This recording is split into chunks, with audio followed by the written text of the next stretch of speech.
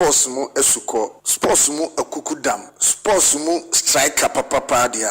Uyi Apakan fiwa etisenia wasaka poma na wanchiri. Sports mu taekwondo, Apakan give it to them. Apakan GH ansasa sedaku ososoro bonja wunsuro obenteng ne yairiyo tetetu. Hey, Apakan GH okumafo obuafo okwankwasu esutwa okwan opehene ne hina opehene ne wo Apakan GH. Apakan GH etifi epwei enefoni atoi baby atemdin wodene na ewom enti yinsam ne gu ho mako Apakan GH wode nyansa de wadiawo wo interview wo kasai wa hobrase wo radio mu kire se wo yo pabe ne wo radio mampa enti adaku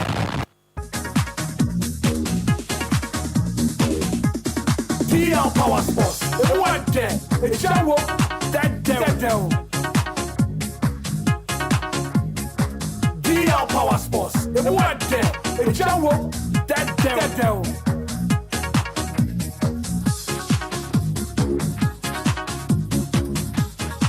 Na Apakan winning this Mpachorabi. The football ebesi ye. Na obeje fans will be asking no be dada and I just want Apakan mo. Aye. Then ya wo hene. Eti Apakan mo bia antene ne kokra na wo peja ni tia na wo no. Sa na Apakan wo for football. Afa Ghana sport. Edi esi Apakan mu.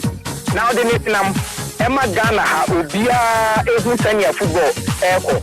Apakan ye tie DLFM. Fona na nani metie wow Apakan ojuma so eni DLFM media me from a legend power sport Apakan metie na me gidi so dia so a wo tie dia so ehu ojuma wo bo na menka woni wa pa fo ne ho na enoma Enquiries ni ade da mo de no ma to no enoma bo ojuma mo musu mo ojuma mo wo no ma bibire wo se mo bo ama teams ne eye especially what can be see it takes a very big heart. So we bet me dinner radio so no be kasa asem no. How to folk coach what see piece one yard there. And you dinner radio bet me aka we you. The purpose is the share that the buofu. But I no na work na normal to you na football yakoma. Apakan me do this here me do the 49 and apakope. Amansi e primary Apakan me dio. DL Power Sports what the jawo that devil.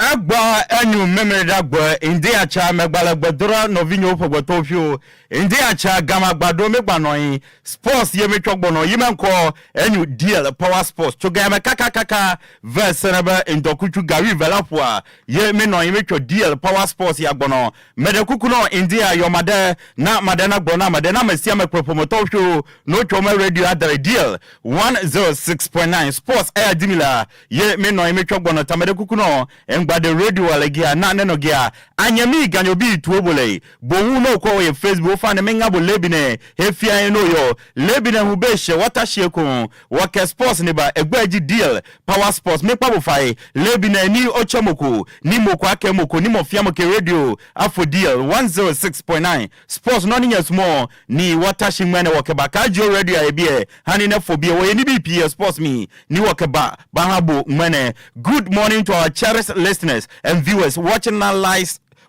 live on Facebook. Today is Saturday on the 12th day of October 2024. It's exactly 21 minutes past the hour of 9 a.m. From now to 12 noon, we are seated in the core studios to bring you the best of weekend sports you will get in the nation capital and beyond. Court DL Power Sports. So please, from now to 12 noon, don't hesitate to call a friend, to tell a friend, to inform the whole family that they should tune into DL 106.9. DL Power Sports is airborne live from now to 12 noon.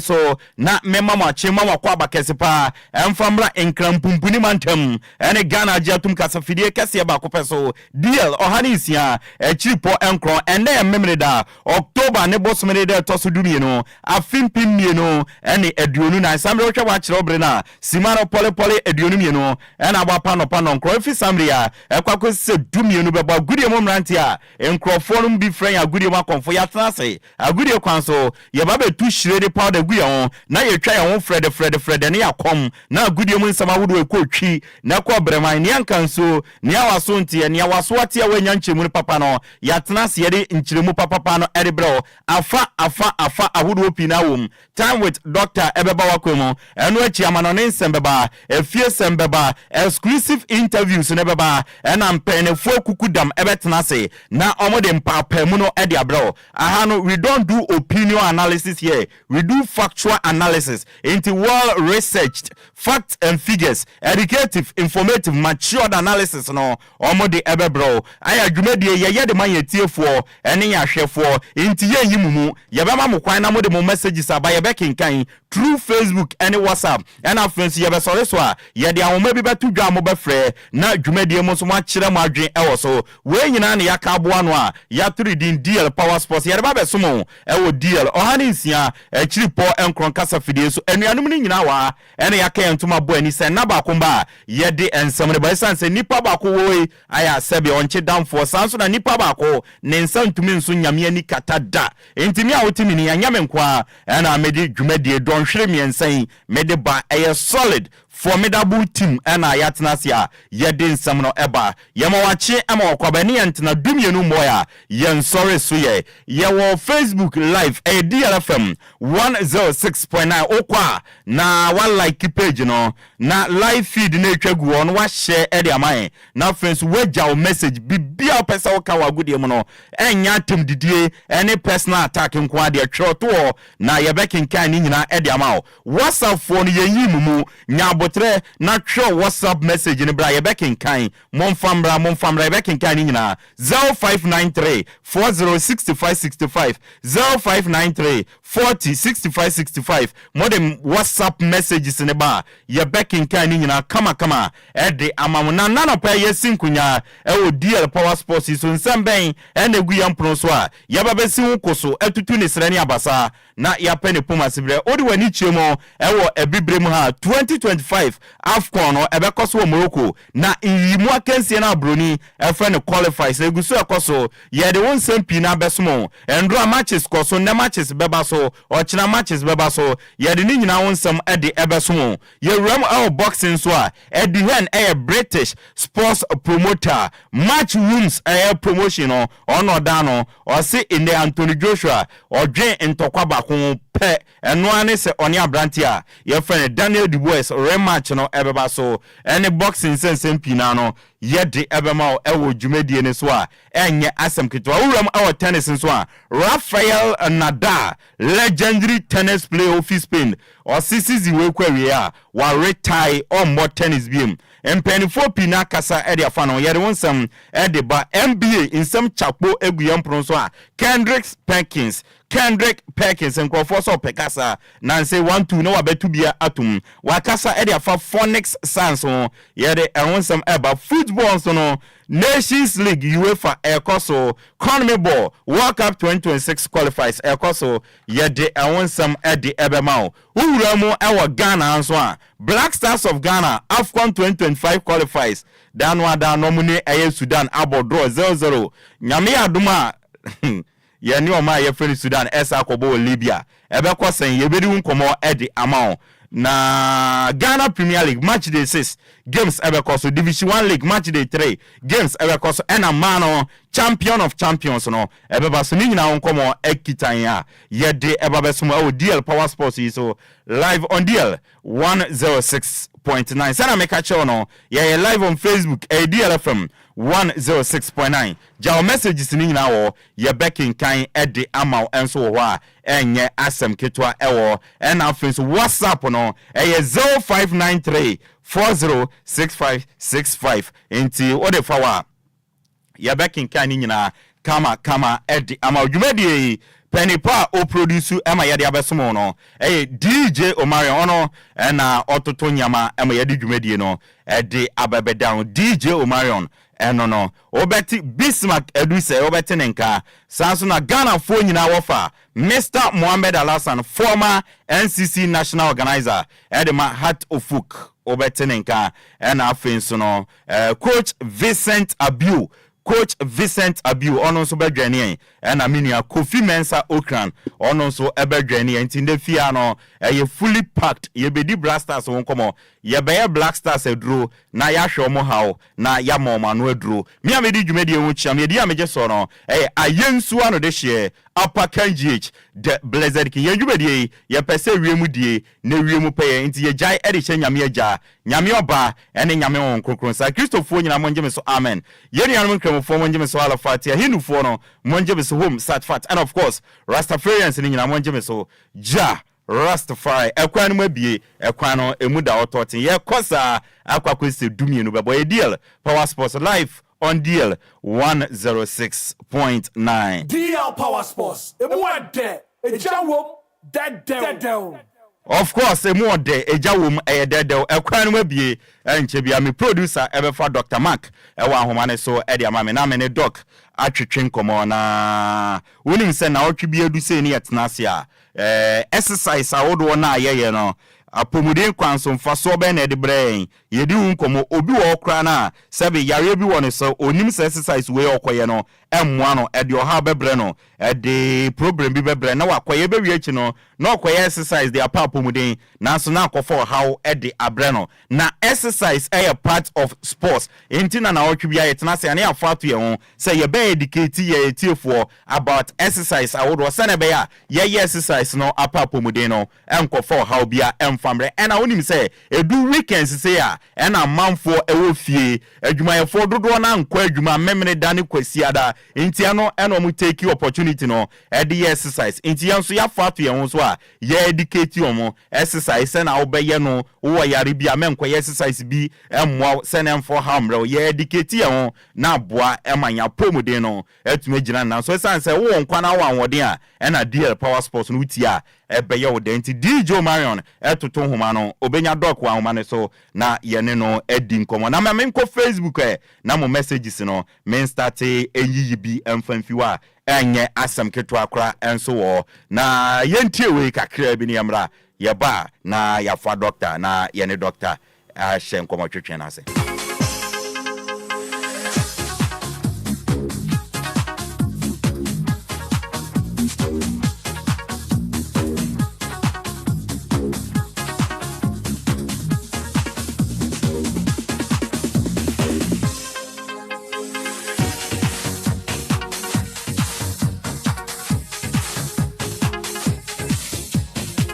enti yeguso ayetotoma na yape doctor ni ene di nkomo Ghanaian live on Facebook DLFM 106.9 DLFM 106.9 na ode messages ne ba yabeki ka ni nyina kama edi amawo ebiaba na enche bia no metibi edi afiwo edi amawa enya asem ketwa WhatsApp ne nso no meji ewo 0593 406565 0593 406565 eho onso ode fawoba making kan nyina kama enso edi amawa enye asem ketwa enya asem kuma akra enti monko so amfamra enkomo twetwe bebre wo blasters ne ya opese o kache mu bia no wo kwan memma ne nya atem didie ene personal attack it say show no empanifo na etie show no enti wo de atem didie ba yentumi enkan enso ewo honom enti memfa atem didie mba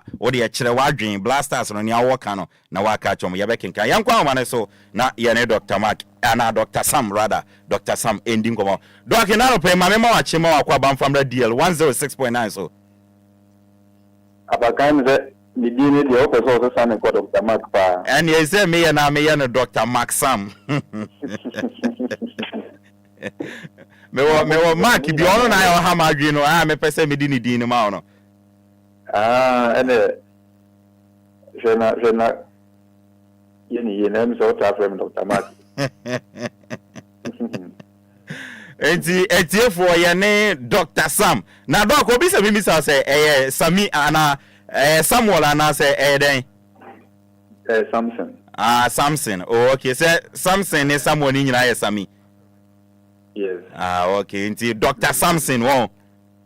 Yes. Fantastic. Enti for yene Dr. Samson aka Dr. Sam or the live war herbal clinic no omo branches across Ghana Kofodia and in some in Kranyina omo branch wa being brutal na otwi bia o devote ni time e de educate yen some yambuye pa esan say o devote ni time wa ye busy na so wanya bre say oni ebedi nkomonti yenda na see pa say o de education we educate free enti Dr. Sam of Live War Herbal Clinic and any dim doc na otwa say du biem enne den na wo edemayen Apakan ji me chero me chawa no pe me chia watifo nyina so no pe me hoye me jidi so bia otie fidi nyina so ne obia hoye nyame adom obia hoye na DL so hoye de o nyankopon adom papa hoye ndiam se e babi jano sure na me no wonkomo chiri nti wo de yi a be wonkomo mate ye be di nkomo mate okay ndi baby a dadi Lumba Ghana ya di nyina baby o bi a me chiana no pe na Apakan e beto ay nkomo no so so wa pomudin a won na empempi no na ye hu fa so e wo so kopem se ye be lose the health we have also ya no pana woko eba ukasa udidi hu ade o movement bi ayo okay ya sometimes ye hu fa so e wo so na ya adwin kosika na ini ho no nko na ye tete ne ha dabi eba nisa na wo say wa pomudin no enti ye nhwe se ye be hwe ya pomudin so yi se sika ni ho mpokura na ye momo ni se ye be maintain your health because health is everything. Good. And you be kasafa jumping rope. And you said you can exercise once a month, you can push up on if any running. The boy na squatting, you can in aye. And then you be can jumping rope. Okay. You be can skipping rope no. I know the here gym bia na say here say obeko street bia so another joining group even so joining group I am there because ebuama we are well motivated the senkofo show nkwan so on am out ni more but in your own house you can do it wangasa ofi me kai say this keeping rope on the Enquires ni na no ye diagro so on ye diagro but ye be do sa be ni hu say Ghana agona muma edigi no na a whole lot of health benefits am I ni pebiano say obey skipping rope na ebia wunim skipping rope na ya homa waka kra also haneha na uruli fa na ya say na uhwifi so uruli fa na say na uhwifi sa for some time na say utimi sa jumping rope na skipping rope na wow, am I benefited? Uni peduani in fact, okuma, wajene, aye, unum pemu, o kidneys, o liver, every part of the body, no, in your benefit. So, we need jumping or skipping rope na emphasonic a credit a better pain. Ebini, you can't cardiovascular health, the word cardiovascular, no. Age na homa okoma any blood vessels entina moja ne nam de akoma no e pompi moja fa mu de ko ene de moja nso ba akoma no de moja ba akoma no fe na arteries no ena de moja ko no ena e fe no veins no but sorry de moja ko ne fe na arteries na de ba ne fe no veins okay enti sa blood vessels no you want to think it in so can capillaries in the other but san tinini na ne kabum and your friend no and command your friend cardiovascular system no so enti and if you more than the if you move a lot of research and I prove it to the fact say we are skipping rope and now we are jumping rope now. The entire cardiovascular system, our common won't need a benefit to say, Nina healthy. In multimodality, the cassette diality as I say, ATV, a more flexible. There's an elasticity, no, it is very, very, very effective. Now, immediately back. A balance a preventive, you are able to say hypertension. So, and I said, the donor friend of BP, no. What must I say? A preventive area, no. And now, you are able to say stroke. And it means a bone by a few. You are able to say diabetes. It is born by a few. Any all other heart diseases are developing. It is born by a few. And the way to say, Obit skipping rope and as a jumping rope.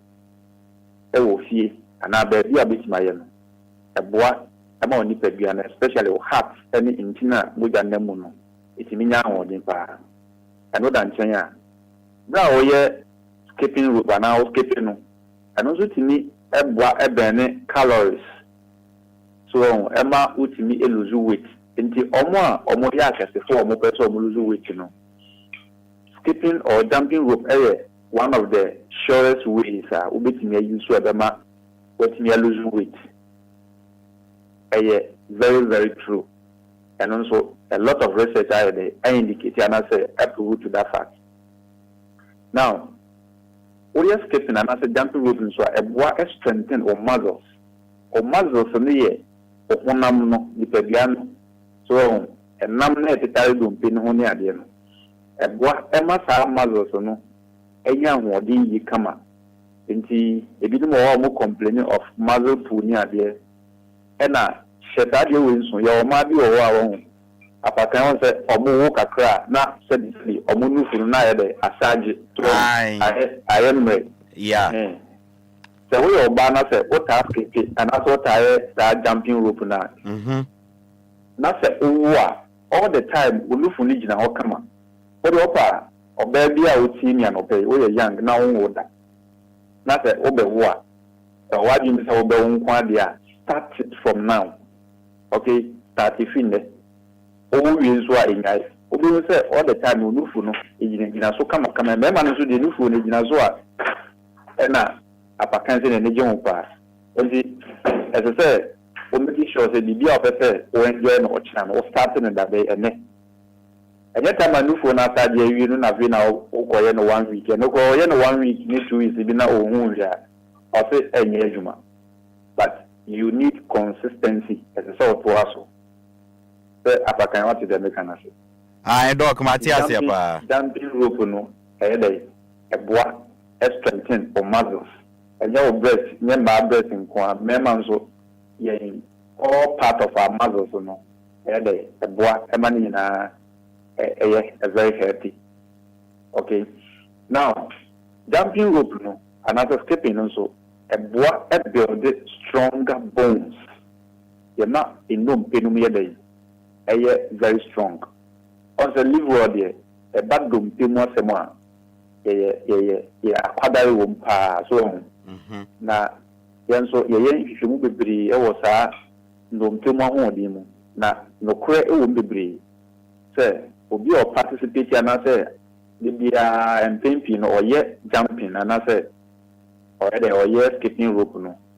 In fact, the bones no and then the tendons, ligaments, and the muscles are attached to the bones. No, the positive effect.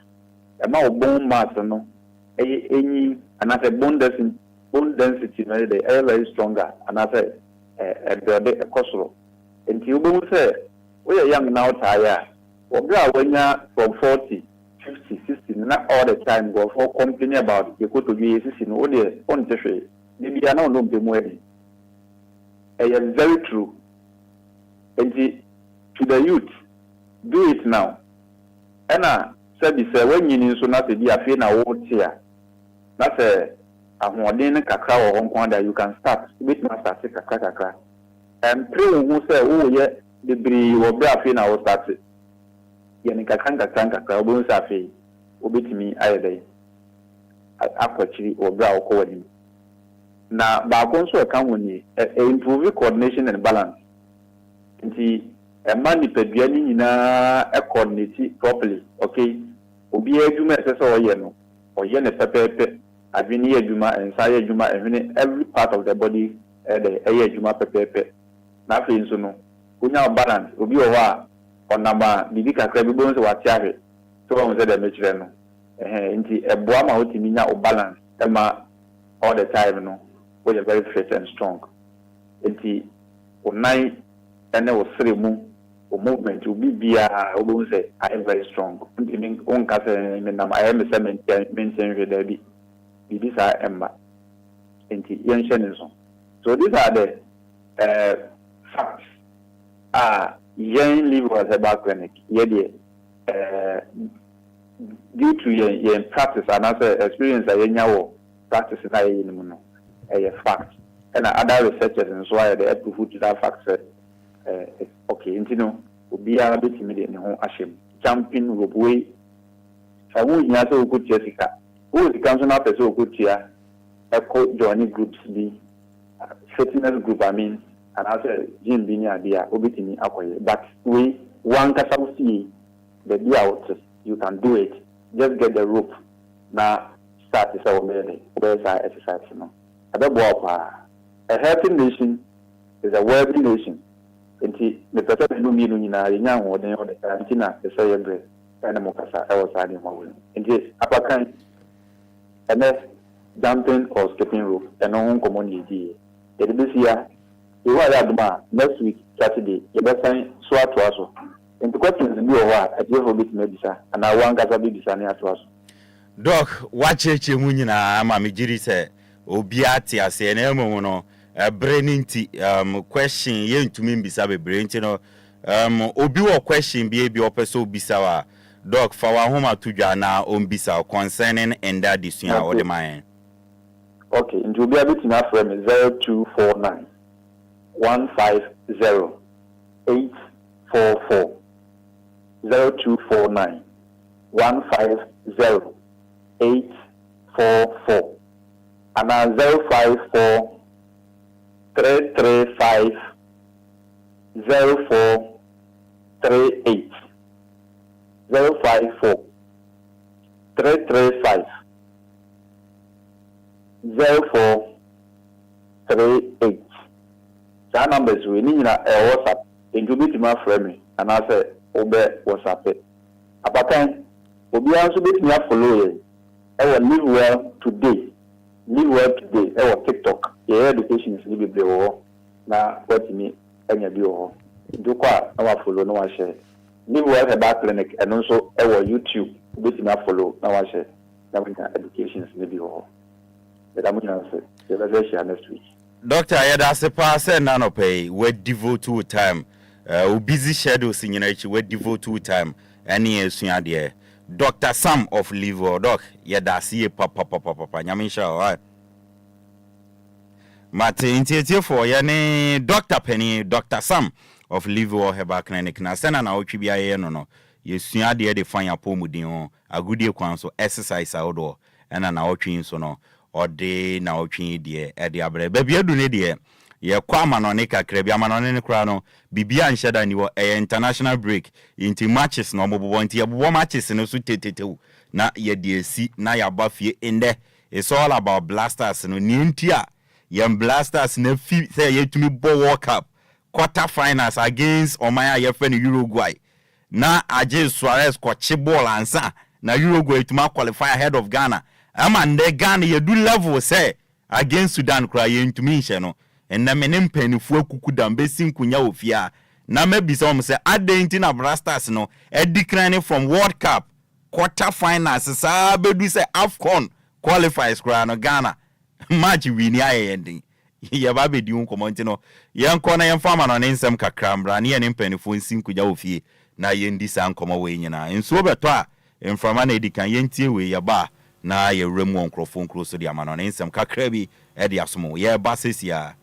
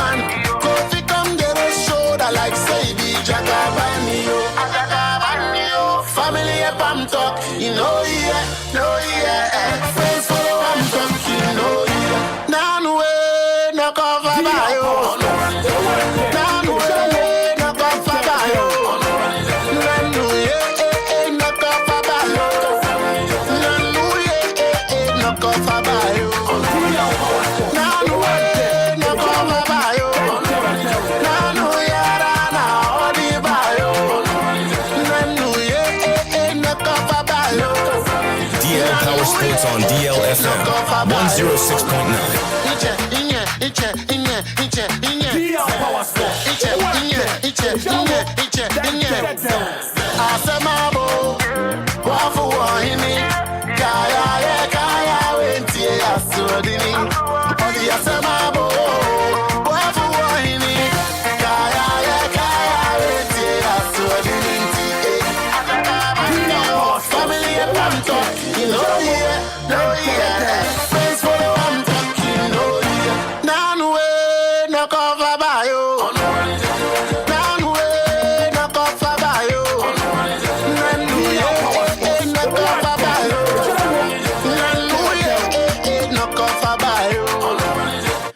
Crying my be intentum so I am corner phone crossing some my boa no nebusia yam fan some nano pay o dwumedian area na empenifo sinkunyane edi won opina e de ama the Ghanaian live on Facebook DLFM 106.9 stories na yedeba no ho videos any images nyina no e betwe guo kama e de ama audio visual stories na me baba ye nti wan kame wo Facebook a wo behwere nyama pi intentum so akame ho e wo Facebook ni endi dwumedi no mbomadi ameje so no ayensu ano de hye Apakan GH the blessed king sana bribia me no me hyase edifie bibrem yandiem ewo Africa na onim se Afcon 2025 ebekọ so ewo man a ye friend Morocco na yimu akansie no broni beka ne qualifies no eguso ekoso enya asam ketwa na Endra games eba so in the games eba so minwura mu na Endra games eba no memfa resort epiepiem no emfa enso modia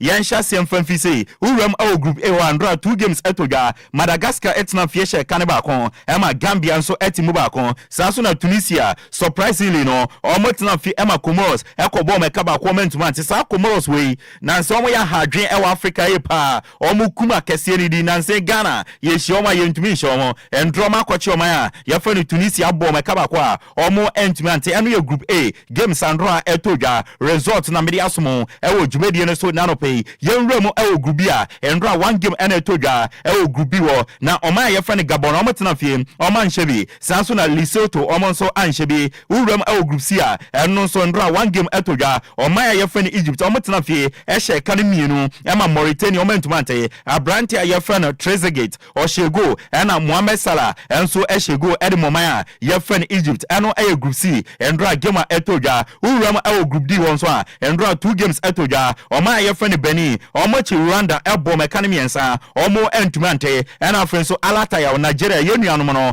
omo so tena fie hye kane ba kwa Libya entumi ante uram ogriwa endra one game ena toja Equatorial Guinea omo hye kane ba kon ema Liberia omo entumante ena uram group F wa Ghana yem group no oma ye friend Angola hye kane mienu ema Niger entumante enti oma ye friend Angola wo group F wo Ghana group ne de kamia so ma titi mo ya qualify ni sa se na group no akwakoye ni Angola edika omo 9 points Sudan etos mienu omo 4 points Ghana ye tos miensa ye wo 2 points ena Niger etwa to ma ye Ripping Boys omo so 1 point enti se de oma ye friend Angola de kamia so kwaduro America Trom ni aka ne se Sudan ne Ghana wa obeye onyama ye no na wa qualify edi aka Angola on enti Black Stars for no moma mo mre so se na be ye betimi qualify edi aka Angola on ne yetuma kopiem e Nesia afcon ede wonsam ede atoanim uram group G wa endra 2 games ene toja oma ye fane Zambia obotena fi omo anshebi sanso na Chad enso anshebi ena Ivory Coast etena fi ehye ekano polepole enaya Sierra Leone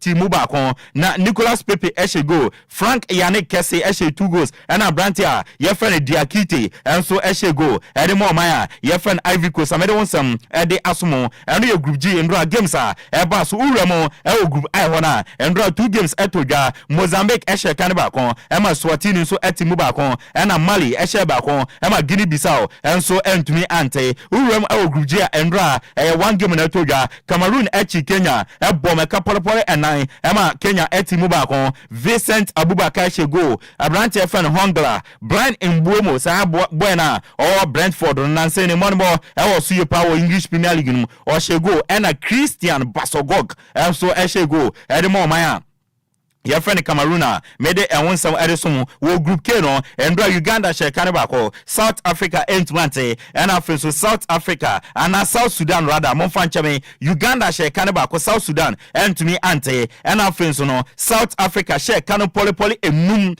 Emma Republic of Congo omo entwante urum group L andra 1 game enetoja Senegal share kanu poly and 9 Emma Malawi entwante abrante friend Pape Gueye go Sadio Mane shego Abrante FN Bulai dia shego and Nicholas Jackson endra or shego into Nicholas Jackson on ne form no wo Chelsea no or the room our national team na enyama efa se one monitor dia ba kwa big boys ni nyina no omochiwa no ma ye ni kejuwa dia ma o ma ye FN Egypt ehye Senegal ahye South Africa ahye Cameroon ahye Mali ahye now so Ghana nkwa de ye ho big boy now so ye ntumi enhye eno eye Blasters of Ghana for you yewrem awon ne games abeba so ewo AFCON qualifiers no na yemfa wonsam ensomo a ene just 2 games ene beba so urem awo gubi wora ebo 7 pm enda o ma ye friend Morocco o ne Central African Republic ye from Kano ena ede babani eno ye 7 pm ena urem awo group H ebo 4 pm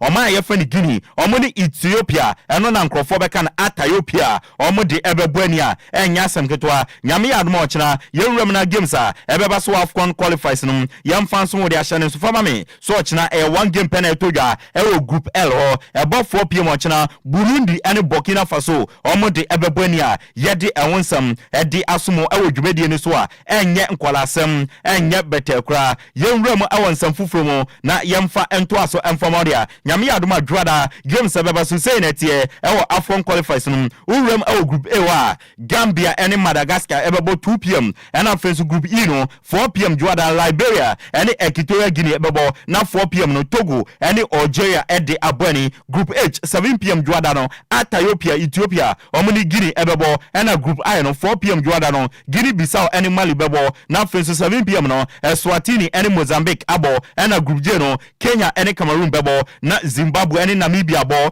inti report na na mountain say Blasters game na Jordan no niekika kwede game na em say yebe pushi ede akobrada mede ewonsam ede asomo dwumedie no so now yemfi ebibrem na yemfa ye ninchemu onsam fufuro mu dia yempiem boxing na yemfa nsem bi amfa fi boxing the noble act of self defense po kikra ya bo no one sorry na wo opponent no wanya wo knockout and so wo sorry dia na ya toa so na unim se ene no abrante efe na Anthony Joshua nanse a eno ne abrante ye friend no Daniel Du Bois e de ntokwa kese ko bo ani na ye all British IBF heavyweight boxing bout and e ba so na wi no na round 5 abrante efe Daniel Du Bois and knock down abrante a ye friend Anthony Joshua nkofo twabo na ase bia du no on retire esanse untumi embo abrante a ye friend Daniel Du Bois a na wan bi na obetuma bono na edihen British sports promoter ono ye chairman edema match room promotions na wakasa osi Anthony Joshua say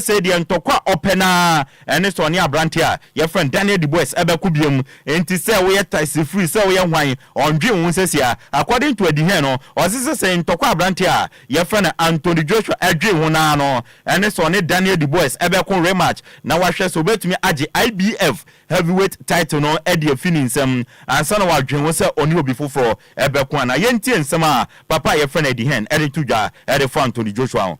AJ will make the final decision. All he wants is to fight for the World Heavyweight Championship.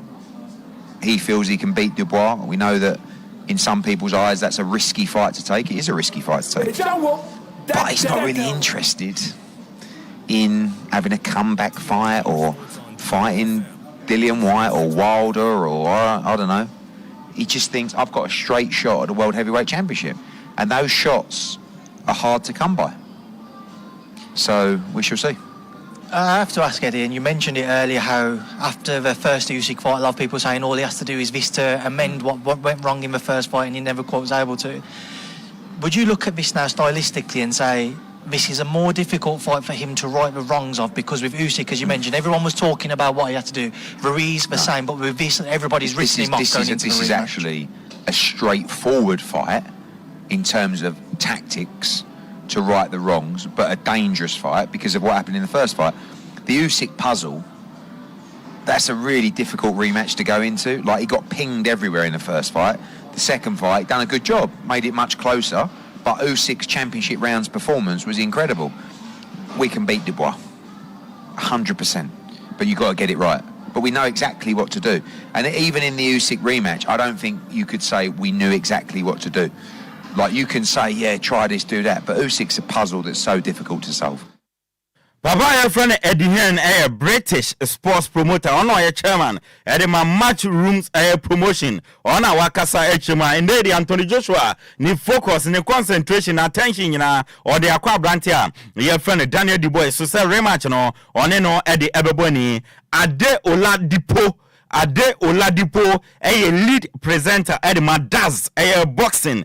Na wakasa honestly ono dem on found Abrante friend Anthony Joshua a Lucy bout no against Abrante friend Daniel Du Bois. Na on the him say Abrante your friend Anthony Joshua and Tyson Free ebekon was it Tyson Free na say no Lucy against Usyk there na momono ono de on found was it before Abrante mienu ebe retire no or hwe nim say Abrante your friend Anthony Joshua and Abrante your friend Tyson Free ebekon say ntokwa bako a ewiase nyina twen anima che and a Britain for no o ma twen anima che say omu two great heavyweight boxers we at the ebebani into ono de o two Abrante friend Anthony Joshua and Tyson Free for say ebeya omu mienu no omu nhyehyɛ ntokwa no omu nko omu kuwie ya omu mienu no sike bepiem no omu ngin shobo no omu retire enkopom baby interesting say bibia omu hia o boxing omu hu ne aka ne so omu mienu we ebeko omu kuwie ya omu retire yenti ensema Ade Oladipo edi etudwa. A Khan Brook situation where they fight and neither of those guys retire straight after the fight. There were still rumors about them having fights, but eventually, as we've seen with Khan Brook, they both have kind of called it quits. So it could be that where they're always linked to fights but never have a fight. So they never officially announce, oh, okay, we're done, we're out of it, as boxers never really do. So the door will always be open, but I don't think they'll walk through the door. Kind of similar to Andre Ward, actually, where after Andre Ward beat Kovalev, there were so many fights on the table, and he always felt like he was coming back. He teased us, and then eventually you realize he's never fighting. So I think it could be a case of they do that, and I want them to do that. They've been so good for British boxing, and I want them to kind of walk off into the sunset with all their faculties in place, no injuries. The sport is so dangerous, so why can't they just go away healthy and just enjoy life because they've entertained us so much for the last decade or so. Aranti ayefana Ade Olapido na oya presenter edema Das Boxing uremo ewo Das Boxing na ono eno oya lead presenter eba boxing ewo wiase dia oya nsentwene ba kwa wabi yo kasa ne kasa edu edwamu ye pa eno odi sansem no edi atudwa ye dia ma uremo ewo tennis 22-time Grand Slam champion. Your friend Rafael Nadal, or you're one of the great tennis. Who, after so many years, no say Obiye Jua Opon, and in Swashene, huru said Den Krana Ejo, until Rafael Nadal, 22-time Grand Slam champion, or season way Korea, or the assuming in Abaneria, or retire professionally at the fit tennis in the Rafael Nadal name some of the abetu jano na Rafael Nadal sana meka chono ebana achievement wa achieve pa 22 Grand Slams titles nekita no 63 clay court titles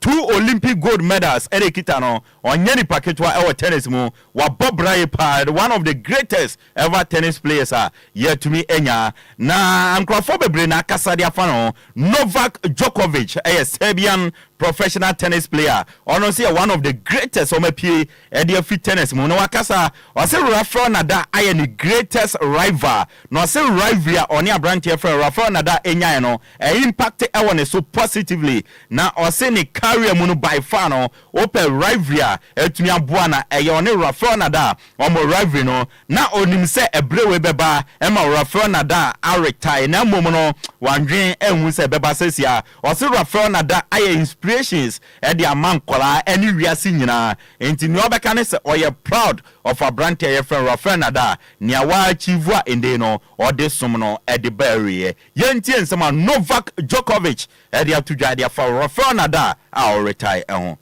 Well, I posted, you saw it on Instagram, you know, I meant every word, and you know, he's been my greatest rival. The rivalry I had with him has impacted me the most in my career by far. Yeah, I mean, we knew that moment is coming sooner than later, but it's still a shock, you know. When it came officially, also for Roger a few years ago as well, when he announced retirement, and Andy as well this year. I mean, it's a bit overwhelming for me, to be honest. I don't know what to make out of it. I still, you know, enjoy competing, but you know, part of me left with them, big part of me. So yeah, it's a tough news for tennis world, for sports world. Rafa has been an inspiration, is an inspiration to millions of children around the world, so he can be very proud of his career. Novak Djokovic and Kasadia Rafael Nadal retire no and Novak Djokovic Edim Komo Edi Afano na de he aparaton to the throne of a brand friend Rafael Nadal no a brand friend Carlos Alcaraz ono so if your man your friend Spain now crofo hu ni say ono na odi Rafael Nadal na de edema Spain ono so akasa edi afa a legendary Rafael Nadal na Carlos Alcaraz say oye shock say oti news ne say Rafael Nadal retire na o say a difficult news edimo bia any on one kasa say Rafael Nadal retire o say we no enye easy emfama no esane say o share ne tennis ase no abrante friend Rafael Nadal papai na aye ni inspiration na wa hwe ne so abedu bebia wadu enti say ne Rafael Nadal retire ono Carlos Alcaraz a big bro at the man yenti and some Carlos Alcaraz aka e de afa legendary Rafael Nadal ehun. I was in shock a little bit. Thanks that I saw it like 1 hour before the match, so I had time to accept it and forget it a little bit before the match. But you know, it is a really difficult news for everybody, and even tougher for me that he has been my idol since I started playing tennis. I look up to him. Probably thanks to him, I really wanted to become a professional tennis player. So you know, losing him in a certain way is gonna be difficult for us. So I will try to enjoy as much as I can. You know, when he's gonna play, that we are gonna play in Arabia and then in the Davis Cup. So I'm gonna try to enjoy as much as I can the time with him. But it is the same for tennis and for me. Carlos Akras, the hair apparaton to the throne of Abrantia, Yefer Rafael Nadal. Na Spain for the win is honor and I obedi Rafael Nadal Nadia and I waka say some and the aso young NBA na yemfa voices no ewa manoni NCDA Yeremo ewo Donovan Mitchell Jr. na kache na Donovan Mitchell Jr.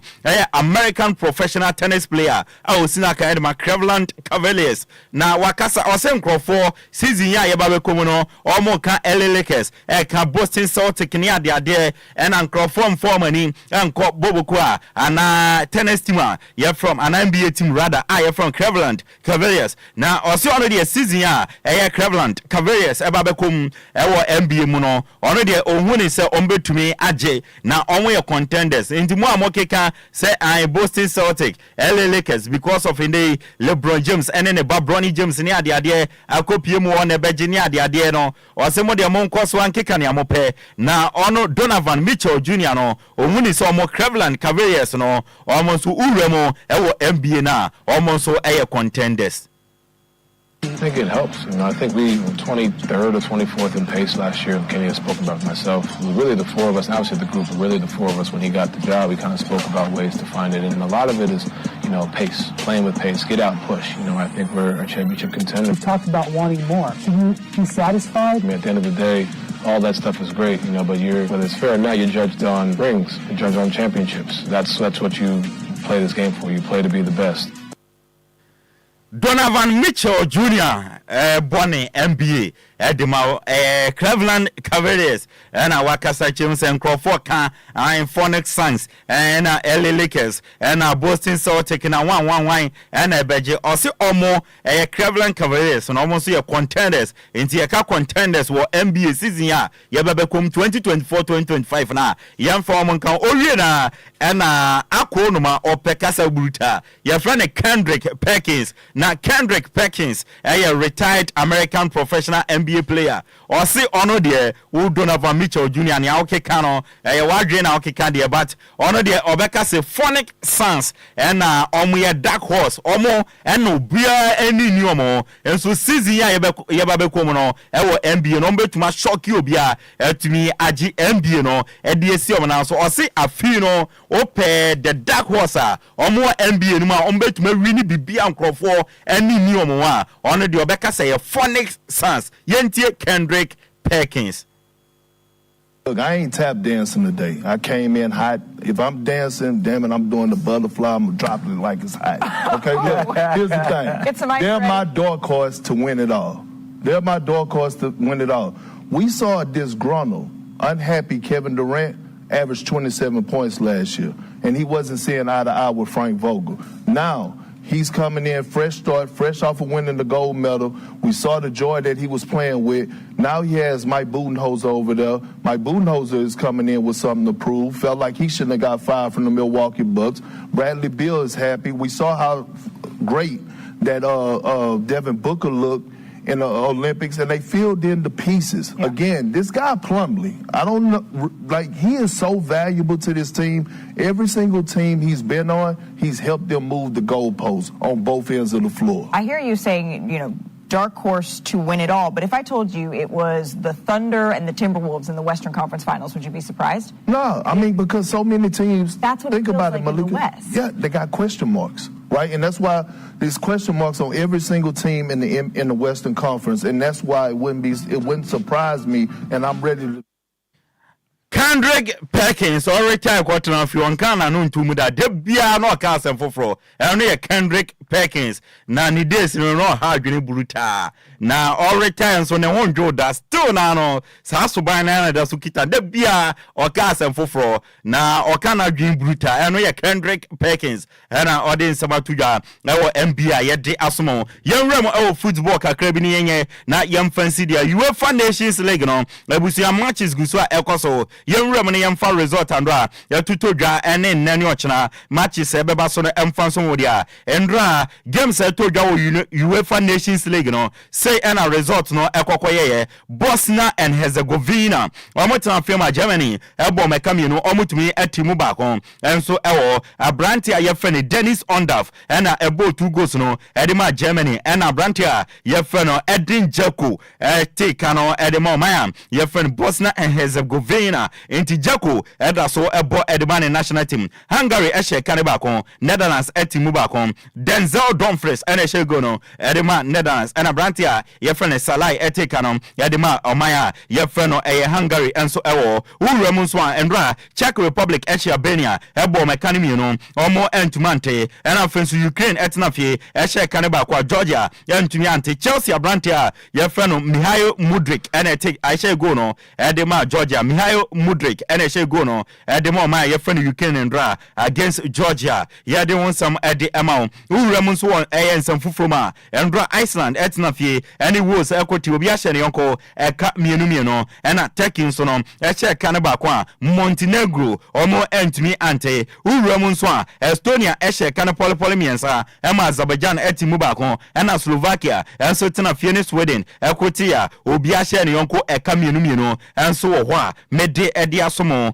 na uremu enso ewo ne a games ebeba so UEFA Nations League no say in it here about 4 p.m. now Croatia and Scotland ebebo and 6:45 no Poland and Portugal ebebo 6:45 na Serbia and Switzerland ombebo na Spain and Denmark e dia bo ani 6:45 and ebeba so uremo enso about 1 p.m. Lithuania and Kosovo ebebo na Cyprus and Romania about 6:45 na Omaya friend Bulgaria and Luxembourg ebebo 4 p.m. na about 6:45 Belarus and Northern Ireland omo de abuania ye don won some ede amanyame ya don chena UEFA Nations League no games ebeba so no 4 p.m. no Finland and England ebebo na Greece and Ireland abo and so 6:45 England game no omo ne Finland na 4 p.m. and Greece and Ireland no 6:45 Samsung abo 1 p.m. chena Kazakhstan and Slovenia ebebo na 6:45 no Austria and Norway ede abuani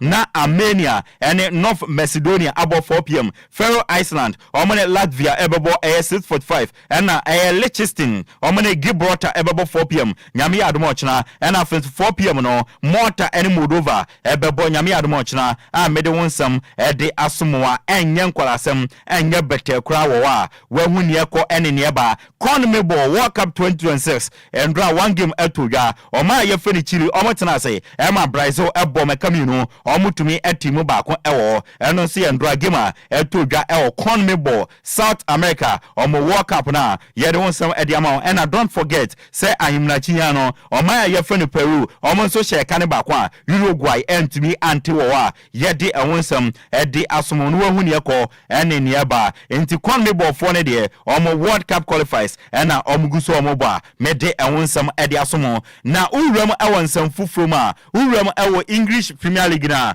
omo month of September awards no ababetodwa na Chelsea Abrante FN Cole Palmer a of England ono ena the month of September na mpenifo yiri say English Premier League player of the month of September ko ere ma Chelsea Abrante a FN Cole Palmer ena Chelsea manager FN Enzo Maresca a of Italy no ono so ena the month of September no mpenifo ko yi say English Premier League no open manager obo no money pa eyo no Enzo Maresca na we na dodo na eyo mo brutal Andre Onana o of Manchester United of Cameroon no ono so echirema ende no ana mpenifo chema ono ena the month of September no ne money mo so any as a goalkeeper and Andre Onana from Cameroon osina kan ere Manchester United no ono na English Premier League man ana coach ana goalkeeper of the month of September no ono ena mpenifo akwakoyi no enti player of the month of September no ekodi ma Cole Palmer o Chelsea ena manager na ekodi ma Enzo Maresca o Chelsea Chelsea and a goalkeeper no so akọ edioma Andrew Onana ono so ewo team a ye friend no Manchester United a ye de wonsam edi asom okay abrante ye friend Joao Matip or ye central defender ofi Cameroon osi academy Liverpool echepa sama ye twem no na ofi bobo kwa ye friend Liverpool as a free agent na report aeba and it's a Joao Matip consider say obe retire professionally edi football mo esanso ofi bobo kwa ye friend Liverpool no onyanya team bia ensi akan emfa mo ye entinde Joao Matip consider say obe retire edi fi professional footballer ye de won some edema nanseya na bobo kwa ye friend Man City almost sporting director ye friend Tikri Begistan edi ebetu dwa say season kwa wie pepepa ende no ofio na wakọ akọpe bibi foforo aye enti ontumi ntoa so endi dwuma as a football director ana obetuma kan sporting director edi amabobo kwa your friend Man City eno Tiki Begistan na report eba eni se Man City eni Portugal for football director your friend Hugo Viana edi nkomedu echire a Hugo Viana ne ekeka kwa edie ono eno babe new sporting director na football director edi ama Man City emra Tiki Begistan eko ye bo season we ya don some edi atu anima enye Enquires na Lami Yama akwala weso a wedi mfie dunson ofi Spain obo edema Barcelona na akwala we ye kasa akwala bi ni mbobo a onimbo boye papa na Spain and Barcelona omenya ade ye pa obebobo na che just 17 years na onimbo no bo report eba and this is Spain for number 10 jersey officially hand over edi ama Lami Yama efinde koi Spain ebo game bia Lami Yama and ebe number 10 jersey edi ama Spanish national team no na cha by next season yedi Spain number 10 ama Barcelona for and so the number 10 no ebe kano enti Lami Yama the new number 10 the Emma Barcelona na mpeni for ne kasa bi say sebi kwasi ya we on number 10 enti say Spain for the number 10 ebe ma akwala wedi mfie dunson de kire ne a omahu ewo no mu enti Lami Yama the new number 10 the ma Spainer ye de ewonsem de asomu na Lami Yama ya na DJ Mayon for the market value no efato so mame na yendi nkomo. Now transfer market adwumaku a omo no eba ne say players bo yehwehwem ne yemfa meto monten a oma bin brutal no mo say currently no abrante a yefra no Lami Yama no ne market value no from 25 million euros no shooting sakosi 150 million euros into according to transfer market no so person to abrante yefra Lami Yama say ame no kase ya aju to 150 million euros na according to transfer market no almost say in the history of Spain no abrante yefra Lami Yama and the most expensive player ever in air transfer market history. No player in the history of transfer market and a nebo akodu 150 million euros office Spain Lami Yama kwa and a nebo akwakodu sa until from 25 million euros and they should to call 50 million euros and they should to call 75 million euros and they should to call 130 million euros and the baby akodu no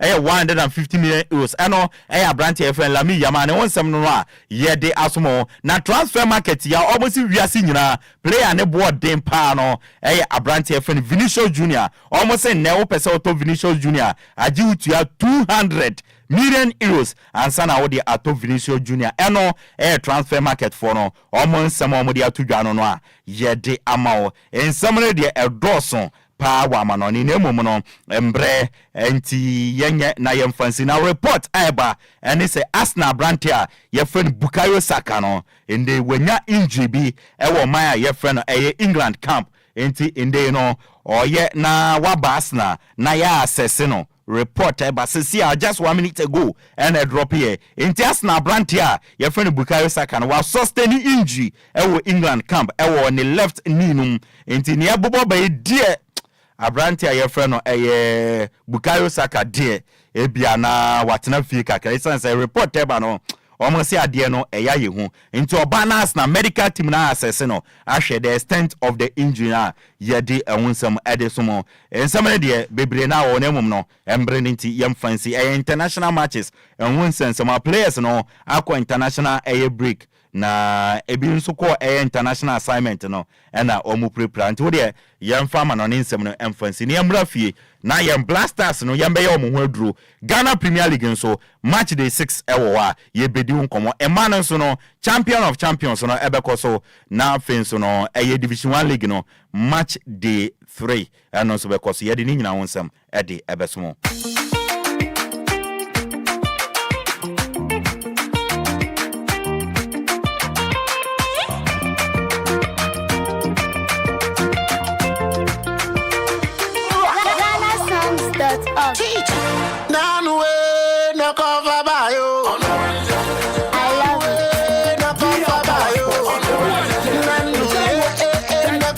Enti ya diga manoni nsomnesi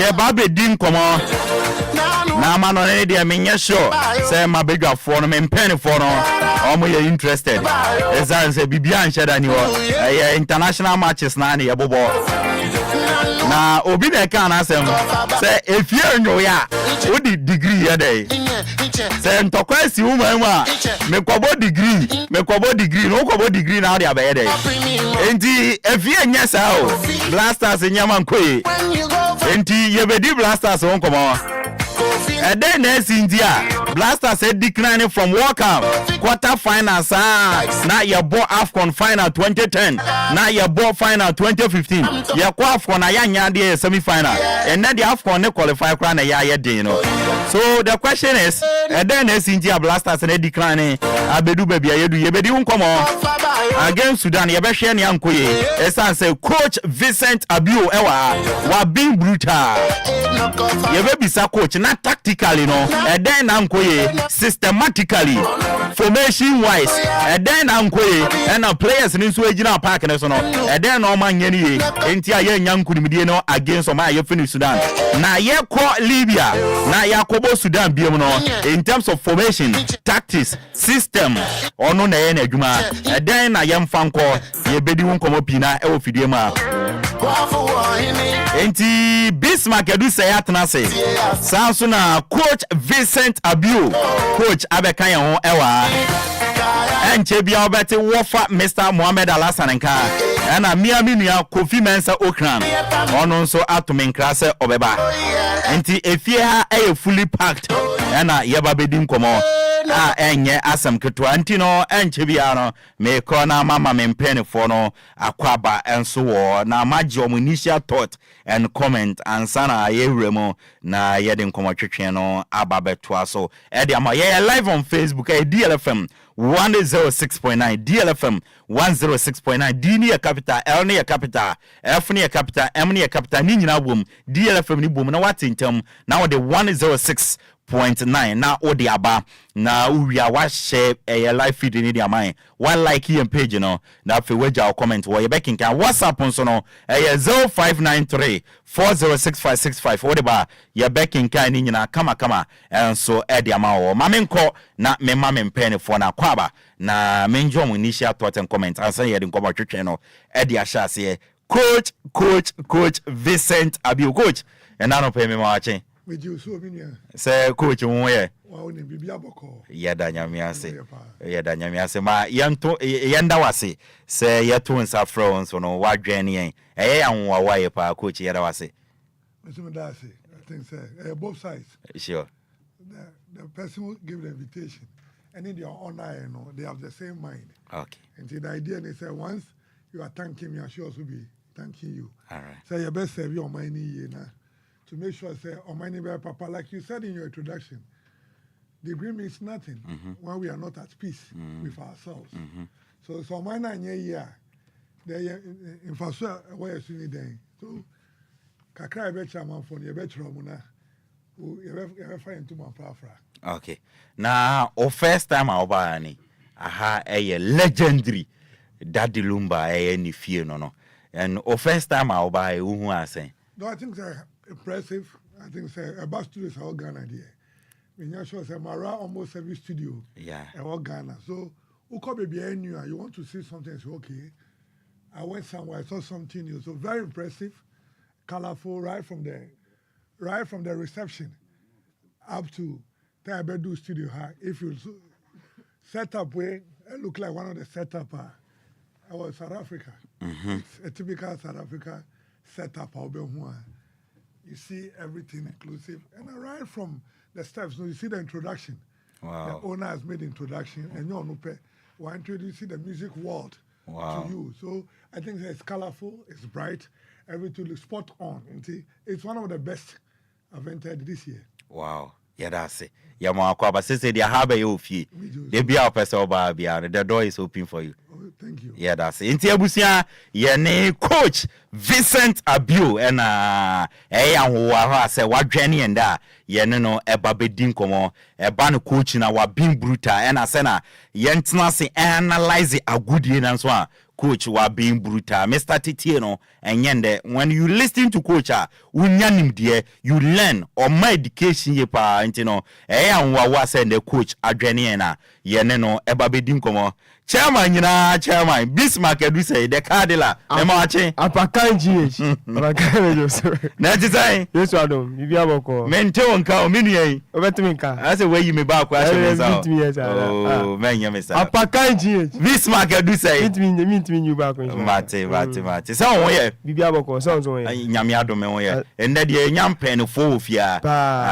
coach aba and what fans when I'm so ba and yenua Kofi Menso clan so be kan on and if you are fully packed and a privilege man me say sure coach my follow na che coach my follow na Mr. Titi ni nyende o ni wo popodua nyina na me tie coach even his days at Olympics crowd na me follow coach coach me no din komo ba bi bet me nya sure so be kai ye po na me kai coach dey my follow na che papa and you very humble coach you very humble o friend na we nya abotre ne wo kasampa chawo wan ni first day am a friend no ni me number but o nya abotre bi sampa chawo wan ni oh you very humble my experience because me an America me nya sure so ni me in person but me na kasala and regardless of age coach you be how out here you treating penny for sa no treating kwala the coach and then as say and then wa na invitation na say na kind of how you feel coach there ni aye there Saturday bia oh time on kwa there the coach baba I have any fear yes you know Bismarck do say what biz na man on no interest 5 minutes be okay mama I Lami Yama yeah the number 10 jersey number and we actually Abrante the prospect because just at age 17 now yeah the big national team like Spain number 10 ashawa actually say Abrante no a big prospect and going forward no we rising from La Masia and we all know say we are seeing you know one of the academia omutimi producing great players untimi enka enyi La Masia in film entina amode number 10 asha Lami Yama omo kire Abrante in the future but empa me born say Enquires say Ansu Fati dey ni bi because Ansu Fati or rising no bia hwe the way Abrante and prospect here etie edidima nkofompo started compared to Lionel Messi the magic obey El Barcelona but Fofi Antoata na injury setting and Abrante and the career no I on and off but Lami Yama one thing I'm here very interested and it's Abrante ni team elite Spain national team akwaji Euros no 17 years and even as at that time now was just 16 years what I say and then ko Spain national team na empanifo na some notable players on my team abesha number 10 jersey ni bi o share from the year 1957 eba openi friend Luis Suarez on 1957 ebegina musia kind man national Spain national team na be do 1972 ono and a leading Spain national team akwaji European Championship the year 1964 edidima ma Abrante a friend Juan Manuel Asensi ono so be share number 10 ni bi ono so etimi ebo the Spain equal World Cup but 20 for manje ana hwema eba besi Abrante friend Francisco Jose Carrasco ono so be share Spain national team jersey number 10 ni bi udidima betimi aka talk of Raul Gonzalez bebe na bega sa de obo Madrid ono de dabi we Raul Gonzalez ono e Spain national team jersey number 10 1966 edi agura besi 2006 no a striker European Championship and also the year 2000 time and Spain agent na Abrante o share Spain national team Raul Gonzalez what ana afi ubenya Abrante bi say Sex Fabregas ono ebe share 2006 Rema could do 2016 and you can talk of 2000 and 2010 history of Spain for our African soil at the time omoji World Cup omo beat German national team one goal to nil kan ketesi Abrante Fernandes Iniesta enya the only goal at the Spain national team no Abrante a friend Sex Fabregas ono ana national maten jersey aval no atabe shebi Ansu Fati ane e kana asemi ono so rise here the man no but send an American initially say injury S18 ma Abrante no went me and funny career no still na me mo ji say under Hansi Flick Ansu Fati will bounce back and obetimi apiki shape and also be back to the shape na yehu Ansu Fati ni potential say onimu eti na Abrante a your friend Lami Yama wa be first Spain national team Jesse na Mateno we ma me enya gide bi say going forward na enya wan say Barcelona for ebetimi de na Mateno Jesse ni oh mo de be ma no next season Barcelona so de 10 be ma no ba o munya abotre ma akwara no esa pressure no be do so one so ba boy no potential say wonimu no oni born what says he say unstructure but they should relax for him coach is a man of opportunity and he has proven himself Lami Yama will prove it European stage will prove it what I say and to me is a big beer man and now you started from the national team no met him I say Basa onto the Shena enya bibi nwa bia ana Spain national team coach a friend De La Fuente so I can say Eneuche Daniomo Pedri any Gavi when it comes to omu position omu boy they are the best in the world currently Daniomo ru our boy ne e was Spain national team oba Barcelona baby oba coach ni say ne currently a pesa runa omo me best at these three players and Messi be Messi na 3 midfielders onya around him e Barcelona in the person of Xavi Hernandez, Andres Iniesta, and Abrante Sergi Busquets. Internet said Dan and Lami Yama, these 3 players are on the side. And I'm faithful enough, and I say fair enough. With Spain, they are coming from La Masia. They understand the philosophy of Spain national team born. And then a transfer Barcelona. I think say boy no, or be rising to the top.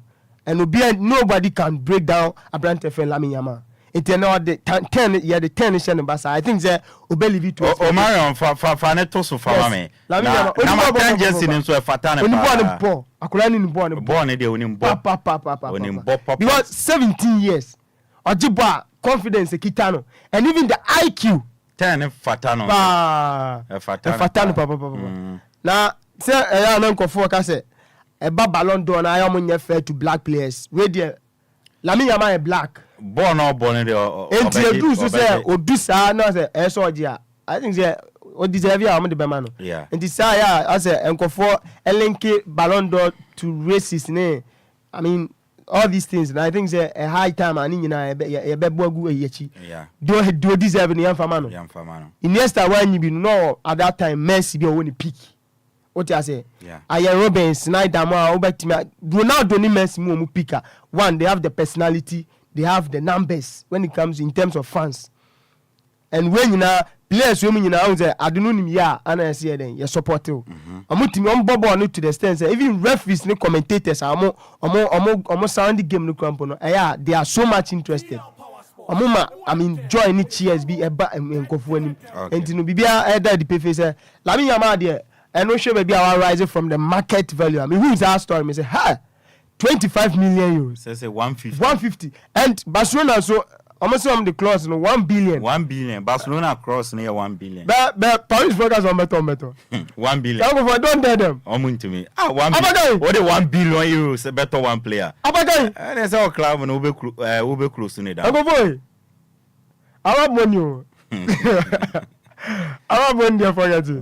And Lami Yama no yamba na baso. Now Copa man so our best player for the month of September. I think so deserving. Because I was Pep Guardiola I think say and the coach back will be very regretful sad decision we say Oma Copa man if Manchester City every Chelsea no. And the first time and that's the first in the history of Abrante Feno Pep Guardiola no. I'll be regretful say what don't play be a Copa. Because now share the brand Epra Abrante Feno Rodri Epra and two share Manchester City MS for one. Say someone said a new beer or Timmy Eden a hold the ball. Yes, started player, goalkeeper Ederson. We all know how a Manchester City bubble. Ederson started build up no. Either saw Obama and two laterals and I said directly into the midfield to Rodri. Now Rodri started playing no. A started player Ben on a neighbor. So De Bruyne or what? ono a ball juggler the banner pass back betimi as play two defense and then sa player no ni o anka this the time anka Pep Guardiola ebe hia Abrante a friend Cole Palmer. Here lies the case where Janet ama Chelsea, and we all know in the history of English Premier League player BNO was 4 goals before half time. Cole Palmer and I yenya empanifo be brama bebo English Premier League ni bi. You understand? Yeah. Yenya Cantona mo Owen mo Beckham mo. You can talk of big legends on my team here a feature of English Premier League. They couldn't make this history. And even Ellen Brataland and the first season of Babe breaky goal scoring record the English Premier League in Grano when team anye. Ocean midfielder Ellen Brataland or what a surrounding on current team and breaky record. Now Cole Palmer obo with Abrante for Nicolas Jackson, Madueke and Abrante Nkukumo. Yeah. Caicedo, Enzo Fernandez. These are ordinary players and that's the average players. Yeah. Individual brilliance. You go on or say free kick home or say penalty home and you are placing. This should tell you say Abrante no deserve it. One game it misses some player destiny. Yeah. It misses some player career. One match and Eric Ten Hag no that's what Manchester City. Sure. I'm FA Cup against Manchester. Sorry, or that's what Manchester United. I'm FA Cup final against City. Or she City JN. And the revive the career no. And the man named Manchester Mpani Foniya Puta Omunya Jides Abrante betime adwuma. Enti Cole Palmer yehwe na nimne mehwe nimu say going forward in the next let's say 2, 3 to 4 years. These boys be rising to the top. Cole Palmer and Lami Yama be sure say omo battle for Ballon d'Or. Okay. But I say I know ya minia Bismarck edu say and I want nka kakra bia wa manani. Coach, ma membisa for a Spanish national team say omunya gidie the number 10 jersey the ama young boy 17 years wo share a coach ni decision coach aya then amu hu player mu amutumi nya gidie bi sa the responsibility bi sa the man. Thank you. Multiple factors. Multiple factors. Ebini say not develop here the understanding of the game and maybe the temperament. Not to be control, not to be bonding even at the tender age with the players. No, very important. So I think these are the factors that you look up to give a player a responsibility. And the most important thing is born on your own ball. And I want on him ball. Yeah. Until once on him ball there, then there's no problem. Until who's your ball or what's your ball now. Moreover, it's a player. Also, because they have a system to develop a player, they can project your potential. And I think that they've done exactly that. You see, these are factors that you're looking up to. So the character of the player, the self-belief, the self-confidence, the self-esteem of the player, all these things come into play. Tena oti, ni pasi, tini huasi. These are the traces when you're a player mansana, who money extra responsibility. Okay. So at that tender age, no man is our responsibility, you know. What they say, I bet you develop it to the responsibility. And I mean, we said, "Nancy, watch baby, or call heroes no." Oh, say now we did 16, right? Aye. Oh, say the behavior was behaving at 16, or call class, or you are trying project work, or any BBR. Oh, say all those things are part of development or motion. Oh, say one man excuse our breath. Into want me an assignment after a game. Want me an assignment after a game. So these are things that on my channel. I say send any fiati, send any parents, and any family tick game now say no. They feel say it's a potential for you to develop. Wow. Okay. Matinti Coach Vincent Abiu. And I'm at Coach who Bibi Waman on Ibimana Yambrafi. No, I think that is the biggest news. On Saka. Yeah, Bukayo Saka. Also, okay, no say Obeba for assessment. Yeah. But as Nigeria assessment that they're free national team. No. But also when you go to the team, this is the difference. Also, triathlons, doctors. Yeah. Good doctors, well trained. But also after all the reports, another assessment will be done by the club. Wow. Because Uko clubs now are more medical standards. A club Arsenal on the medical standard. You know, the British or English national football standard. But club rankings also sign on the standard. Wow. So they'll go through to find out the degree, whether it's first degree, second degree, third degree, and the fourth degree. Wow. But we're looking like Senakanos. Normally, I'm looking around the first degree. First degree. So, or first grade. Yeah. Sometimes you use the grade. Yeah. First grade. First grade, you say, we want to crash in see. Maybe after 1 week, or better me abo. So these are the assessment. Sometimes I hire to me, now pate fully out. Now a dani topic on your of discussion. on your way.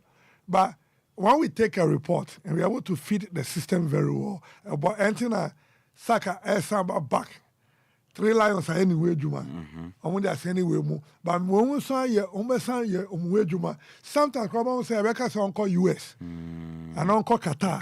Specialists be or Hono. Uncle Huno. Uncle Huno, no Saka assessment for the betterment of the player. So these are the areas and the players see with prayer. And so my intimate tomb. This is all medical otherwise. But yet the player in your company are suspect say maybe on person by your degree or grade of injury, sir. Sometimes you will or bet me a proud week way, but next week or bet me about game. Because I know if grade 1. It is our grade no, I just send in what. So with proper intensive care in 3 days, the player can come back and play the following week or after 2. Wow. Until with the CBB so funny said next week. Patable game. People say you can say any power pra. Oshedana wamba. Oshedana wamba. And almost share.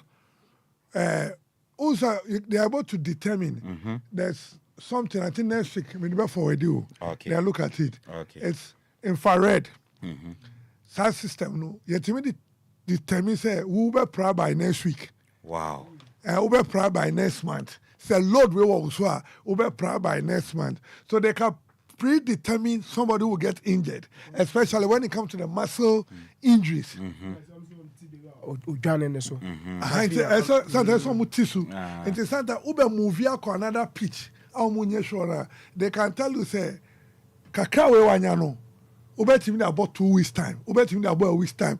But usan ko ha na pitch so consistent wa. Ube sa proud. Wow. And also second leg, you call Libya, a AstroTurf. It's Uber knows how a boss was. About aided the injury to come earlier than expected. Wow. These are infrared, yet me use yet me detecting to the 2 players in Swa, indicating colors, red, yellow, and green. Green treasure only danger biamo. Yellow treasure, it's more be green, yellow, a treasure, any moment from a call yellow. Already, and what prakra. Wow. I mean, they are able to pre-detect, so they can discuss with the player. Say, you have this, and again, when I show, we can come back and maybe pitch in the best. We tell like we bossy, and I national team with the extra load, be better to some particular place. So there was this player. Maybe by the end of the show, Kennedy. No, Germany team, one of the World Cup 2022. Coach need drop in, not for non-performance. I think say Marco Reus. Yes, no injury train. Yeah. It's injury train. Marco Reus. It wouldn't call World Cup. No master intensity now. I'll probably transfer for 2 years. Wow. So we take you out of the tournament and we save your future. Wow. So these are areas pundit, host, and for young massa education now. Your magic say players na person beba. So there's say that's the perception. There's a lot of discussion that goes on. Wow. Sure. Maybe a bit to Zidane. And France national team suspect say Zidane the yes almost okay funny my yes your doctors were saying another level of Giorgio. So the head coaches, the doctors are always in touch with the national team. And the Santa is for the physio bano. O the physio neighbor, no checking your weather, your BB best son. It is Santa Cruz, you need to bring your water. Because you can come and take acidic water and it will affect your muscles. Wow. So Santa, you need to bring the water. Some of the water have lower molecules. Very lower molecules. In mature baby, sure top tennis players no. Omuntu to say kakra. But a core body no entire judgment because the molecules need to swap. In so be our the molecules. Inti player ni bi kra oba. E say 1 week no be di no. Ni dua ni kra say nya obi onye man special. Bibi nya sisampe and dem obeda. I'll show you one play after the show. Maybe that you be friend no. Yeah, my expert fee Chelsea then. Ebe here need them a certain darkness to recover the muscles for the player. Wow. Sometimes a lot goes into football. A lot goes into it. Into players when we are prone. Kevin Prince Boateng was a prone injury player. Yeah, and you saw show of swimming ball, some of the pitches too. Injury never been time than expected. Wow. Into injury ni wo. So these are areas we need to look at and understand. The players in Bedua, and maybe me for a national team is will be a test here. And I'm proud to say, acid level need does do. In some of your Lumba, the body will not start rechanging again. So the alkaline-based water, the molecules of the water, are very important. Fish on basa or shasanyamano. Now on knock on 90 park needs to first. No, a jogging on park needs to first. Now I change okay, only park way and 2 mika diagonal. 2 mika diagonal. About affecting this part of the muscles. Hey. And coach, we are lacking a lot in football here. A lot going to. Sanya maya coach kanyina ye hu bi wow. Anti-pandetry. One go for the best. Who throw garbage into the and eyes garbage of the out. Then the eye can look at the number of listeners you have. So the more I deceive them, the more I'm destroying the listeners. They also keep on telling other people. But the more it's good, the more that people start practicing it, and we start viewing the players in a particular way. I mean, normally national team, but no bomb match. I know come 2 because I feel for them. Sometimes omoba 2 days no more ball game. The body biologically has not even changed. The body biologically has not even changed. So there's what we call the inner biological clock. So you see, I've not been here before. Yeah. Until I bet take it and yes, me obi show regular. Show need to be told so. And yes, only my idea. It's a different atmosphere. Maybe between 10 and 12, I do different things. But now I'm a different schedule. Until me my body not to under pressure. Until me what a honya me dream say my promise will say me back. So how do I get here? And I don't become too late to destroy your program because my assurance on me back. That is why in assurance on me mount I say me call baby first. Yeah. So you give me a way so that I don't get jittery. There are a lot of factors, especially about injury. Wow. And their players family there. Partey's injury could be predetected by Arsenal and tell him say when you go and come back you might and you're 100%. But players only say World Cup now a ball December no. World Cup now a ball December no. Only say England are predicting injuries and players in future. Because we retune the body to a different segment. So the World Cup that was in Qatar 2022, the English FA and other FA has to consider a lot of things, change a lot of things for the players. Into the Eco Crown repercussions into 2 years' time, 3 years' time, 30 players will be injured because of the 2022 Qatar World Cup now. About December. So they prepare for all those things, all for sin. It's like I say, a confusion. Time Qatar winning bid, Yeah. Who said back and front? Yeah. But back and front, said they can't change it. So they have to change certain things. In the type of pitches Qatar using a crown, consider the future injury for Benya. That is why they were able to build those air conditions and other things to keep a certain atmosphere. So so what goes into the game is deeper than the 3 points that happen. So the amount of investment every muscle fiber is being examined for a player. And each muscle, each fiber, about 8 million fibers. Coach, I had your bobo, your bo. Abrofone, your bo, your bobo. Yeah, no, just 3 points now, coach. Yeah, you know. Just 3 points. Yeah. Say your clubs no, epejom hu kakra. Ebema supporters na hu investment foreign based players no. Yeah. Iti ya mean say no, obepra ade Spain nim. But injury be anya be in the next 5 years omo idea about it. And injury be ba enu ya accident enu de yandwu ebe 2 year and some of us start here and research. Egypt is about when say away on Yasia. It was said national team match whereby you're very resting. Because on one who danger never, and so they're able to scan the player, look at the muscle strength, the type of muscles are players. A lot go into the national team. Into the national team and everything. I'll call Egypt. Ali Muni Zamalek Munu are doing close to the national team. Mm-hmm. They are doing close to the national team. That is why Kasa Yakasano being said anyhow. Problems here different. Yeah, problem. Like basic ones, then problem. No, and not Dani. Yeah, problem because we don't treat the players the same way here. Oh, it is Saka there no. I idea. On your prayer, ask the doctor. I ready, dada. Dietitian, I ready. Only say, cry. Your time want to be didi. Yeah.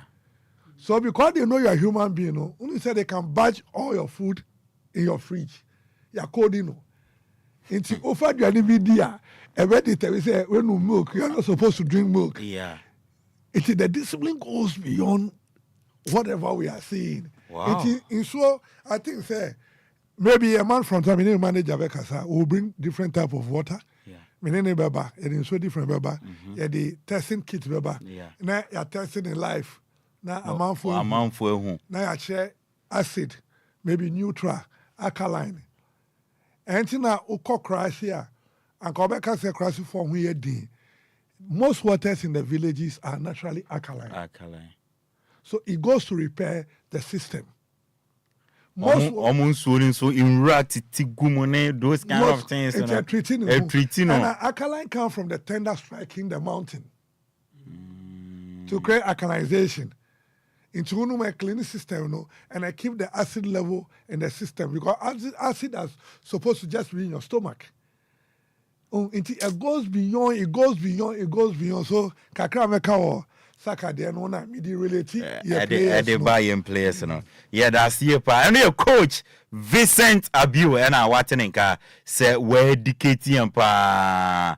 These are some of the things in Tiamenene because meaning what he is capable of doing. Abane say, yeah, educated pa, what being brutal.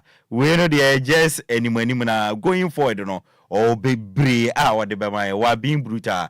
Enti yamra fie na yamobon samene so ba kumi no bi na mempene foni nya bre na yendim komo bebre na e fie na onim se na otwin Black Stars of Ghana dano yawada ye ne omaya ye frenu Sudan edibo ani game ne ba na wie no na obia entumi amfa ball Anthony Yonko atenam na after the game no na otuado ye coach edena made Blasters no okasa Echima osi ono de ni obeka ne se emrantie no bobo boys ne bobo ye papa na mom no jese luck ni anye na obebo Sudan ko goalkeeper na ye friend Mustafa Mohamed no obebo na basu goalkeeper ni ya die pa ye create big chances bi ni ade se ye de to atrem but to me save ni nyina na the defense ne so no obebo ma baso on the day no ombo ni na ni nyina mu no otuado se dano yawada no ye boy ye ho mo ne yenti otuado nsemodi tuja. I think everybody saw that we played well. It's just really bad luck. Sudan goalkeeper did really well. Big compliment to our defense. From the goalkeeper, starting from Adiziki with the defensive line, Alidu Seidu, Salisu, Jiku, Gideon Menza, for not allowing the opponents too many counter-attacks and not allow them to have too many chances. And those chances they had, they defended well. And also big compliment to our defensive midfielders who really Elisha Woods accept. Otuado and all the two just Dano Yawadano, ya boy, ya homebody, and you besides a coach. Over to me, I show BSA Blasters of Ghana. You bought 3 games, you really be a dear. Now, so you better qualify and I know say na ono obesida no wa show biesa say ne oni en kasakura yawadano say bia nyankopon be fa ne nkwa obesida no wehu nti on de ontumi a show bia na mum no ne obeka ne se ye be yire ye ho abo ye ho mo ne ahwe se ye betumi qualify na assurance de ontumi mfa mo biesa say ne nkwa akura no ekita nyame onim da nyame e betumi age e de afini nsem nti assurance de ontumi mfa mo bia osi ono de nia onima say ye boy ye ho bo ne ye boy ye ho mo ne a esunsun so aso baba ne se ye betumi a qualify osi game say di animu no ne hia ne se ye betumi awini ye wini a ye betumi a qualify nti assurance there to me from Mobia. Look, this assurance, what everybody's talking about, is why? For what? No? So this is football. I cannot even assure. Maybe God will take me tomorrow. I'm dead. You know what can I assure? We will try our best, and I know that at the end we'll be rewarded. And the positive thing is, what I want to tell you, all of you, it's still in our own hands. We have to win the next game. That's all. Asampaetia Otuado so to be more be assurance e be qualify sans ne nkwakra no enkita ono akita nyankopon da nyame beje fini sam no nim nti onko show bi abo ne obeka ne se game say di enim ye wini a ye betimi qualify. Ignatius Osefosu assistant coach Edema Sudan after the game no ono so kasa si game no na a difficult game na o metwan tro o se Ghana boy pa na mum no odwene asusu se a hard luck and about Ghana side ema ye ntumi wini game no goalkeeper Mustafa Mohammed save boss bia ono kro dwene ho no da no sorry on ten one say goalkeeper no to me service abo no na mum ni nyina mu no defensively no na omo omaya ye fani Sudan no na omo ye very solid. Ignatius Osefosu assistant coach for Sudan. I think it was a game that was really difficult. Ghana played so very well. I think there was hard luck on Ghana's side because there were some footballs. Our goalkeeper Mustafa saved that I never thought it would be saved. So for me, it's hard luck on Ghana's part. They played very well. But again, for us, we were defensively solid. We knew it was going to be hard because they have the fans against them, with them. And so they were going to come hard at us. So we were only waiting for some counter breaks, which I think we had 2 or 4 of them. But again, the end product was not that good for us. Ignatius Osefosu assistant coach Edema Sudan and our watching can wire former Techiman 11 Wonders coach we coachy Dream Sesi coaching media man munyina pen now oye coach bakwa me feeling ye pa say Ghana no say obi wo confidence and here say oya arrogant. But Ignatius Osefosu onye arrogant o believe in Neduma and in the capabilities into always be ano I know person chiro say ade no nim eno na ankrofo fi so arrogant onye arrogant na all confidence in what he does eno ntina ankrofo efi so arrogant me penny posture say Jose Mourinho be ya was it Jose Mourinho the special one but Ghana ni ye dia also ya homaso aya ye nyai sa de ne yama ye coaches no omo express omo ni oni atapoku kra no nim say just friendly omo di agro because Ignatius Osefosu na dan fo pa any atapoku ba Ghana na ani ye blow bibia out of proportion ebia ni kudus die boni bia anim say dede ayu ni ho na kudus akofa 10 jersey ahye nanze ya Messi empene for kra na de ma no enti boni bia anim say dede ayu wo ene ya jersey na fi dede ayu nsem de ama kudusa ene ya boni ba player ni ho ni asi kudus nhye 10 na me hu boni e nanze ya Messi amba Argentina Paulo Dybala eshe 10 jersey anu obi ankahwe abrofo ne ya mosi ye Ghana for ye dia mosi enye ye nya sa de na moa emoma no entumpon yimano Ajimambedu former player Edema Blasters of Ghana osi ono de game na ye boy against Sudan no ene ne aye kwakobọ kra wo Libya no onim se be very difficult e dia Ghana esanse oba Africa coach ba kwa onim qualifies bopa no eye kwesi apia osi dan no ada game no hwe kra no sena Sudan abobo ma wahu no enya sa na da no hu na Sudan ye o ma dwen so mo bobo a nke bi kura ye nya draw nke o mo hyen na mom ni nyina mu no nia obeka ne se Ghana no ese yetumi epeja ya modern bom na ya bodro ya yade no enya no ena ehia yentie Yimano Ajimambedu on Kwesi Apia. When it comes to qualifiers in Africa here, coach bien hold in a bit of mabo. You don't or you're not just so show. Men for more than 6 years, so I know what I'm talking. Nah, nobody say much in bed because Ushe putting on money Senegal ball or money Angola match and not intensity. I'm saying no, the West Ham. I'm saying when you're good day. I don't know if our midfield was very solid, and now we have a solid defense brand here because they were very bad yesterday. This is not the Sudan team.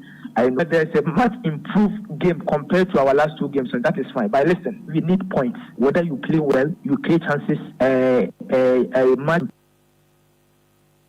You know Ajimambedu a former player the Black Stars of Ghana. So Obekaya 2009 Embra yeje under 20 World Cup for Egypt no. Ono and obo final penalty kick no de share yeji 2009 under 20 World Cup. Otwane Samson and odi to just Ghana for Mamo nyama adwen say ebia 3 games ya boy wa AFCON yase no.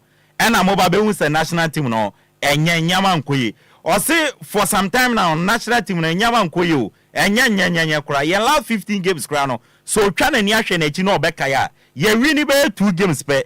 Enti ma ya nyanya adwen say 3 games ya anti na Blasters ne nyo say Blasters na giguye no ache na emom no ye na say ye krokro ye ho ase ye nunu ye ho ne yesere o say Blasters no emre wie du say ye be hu say Blasters no o how wo ma say ye solve ma ya massage nsam ne ye hu say Blasters no e wo problem that problem needs to be solved ye ntie yima no Ajimabedu say anya 3 matches na ye team no say ahodin endim na eya ne ya limit ade na aba ebia na team na ye on and off na ekoye kakra ade chin na something which is there ade be che de na ekoye kura ade be chin na akoso kakra and for the last 15 games and the Blaster ball say when ya wom ebe if for the last 15 days when only 2 wins there is a problem in the team and we can't massage it anymore. Yes, there is a problem. Nti Yimano Ajimabedu no say problem of Blasters no yentumi massage no anymore yempa mu ne yanka na mpene for enye ne yewo na Blasters de omo program outline for the trip to Libya no mo de about Omarion Fatos for Famame na etiefo nwani on Facebook DLFM 106.9 DLFM 106.9 on Facebook bra na behwe Blasters on program outline omo de kwakopie mu Libya no omo se in 12 October Accra Sports Stadium on be training in Accra Sports Stadium as to say open to the public near the omo indicate but the program outline that many minutes chuma in there on be training Accra Sports Stadium and omo se ochina Sunday 13th October no on be move to Benina Libya and to ochina on be move from Ghana akopiem Benina Libya from there no na Juada 14th no on be training Benina Mattress Stadium Maya yefen Libya na Tuesday 15th October no Ghana and Sudan and Ghana bo Benina Mattress Stadium Libya inti Blasters omo program outline say na inti game no na report na ba any ko internet sunyina na chese game no dwada but with this program outline on there that means game no ya shift the akọ Tuesday ya try say you benya Henry Asante Chuma na ya je clarifications finish o ma memo bo Ghana Premier League ne so any division 1 ne so na mempen for no enya bre enwura insem no emfama ya de Ghana Premier League match day 6 DJ Marion ya o magic na Fatos Famame etie for mo nwani on Facebook DLFM 106.9 na mombehwe Ghana Premier League match day 6 no na yendi wonkomo nyame adoma in the University of Ghana Sports Stadium Accra Lions any brekum Chelsea ebebo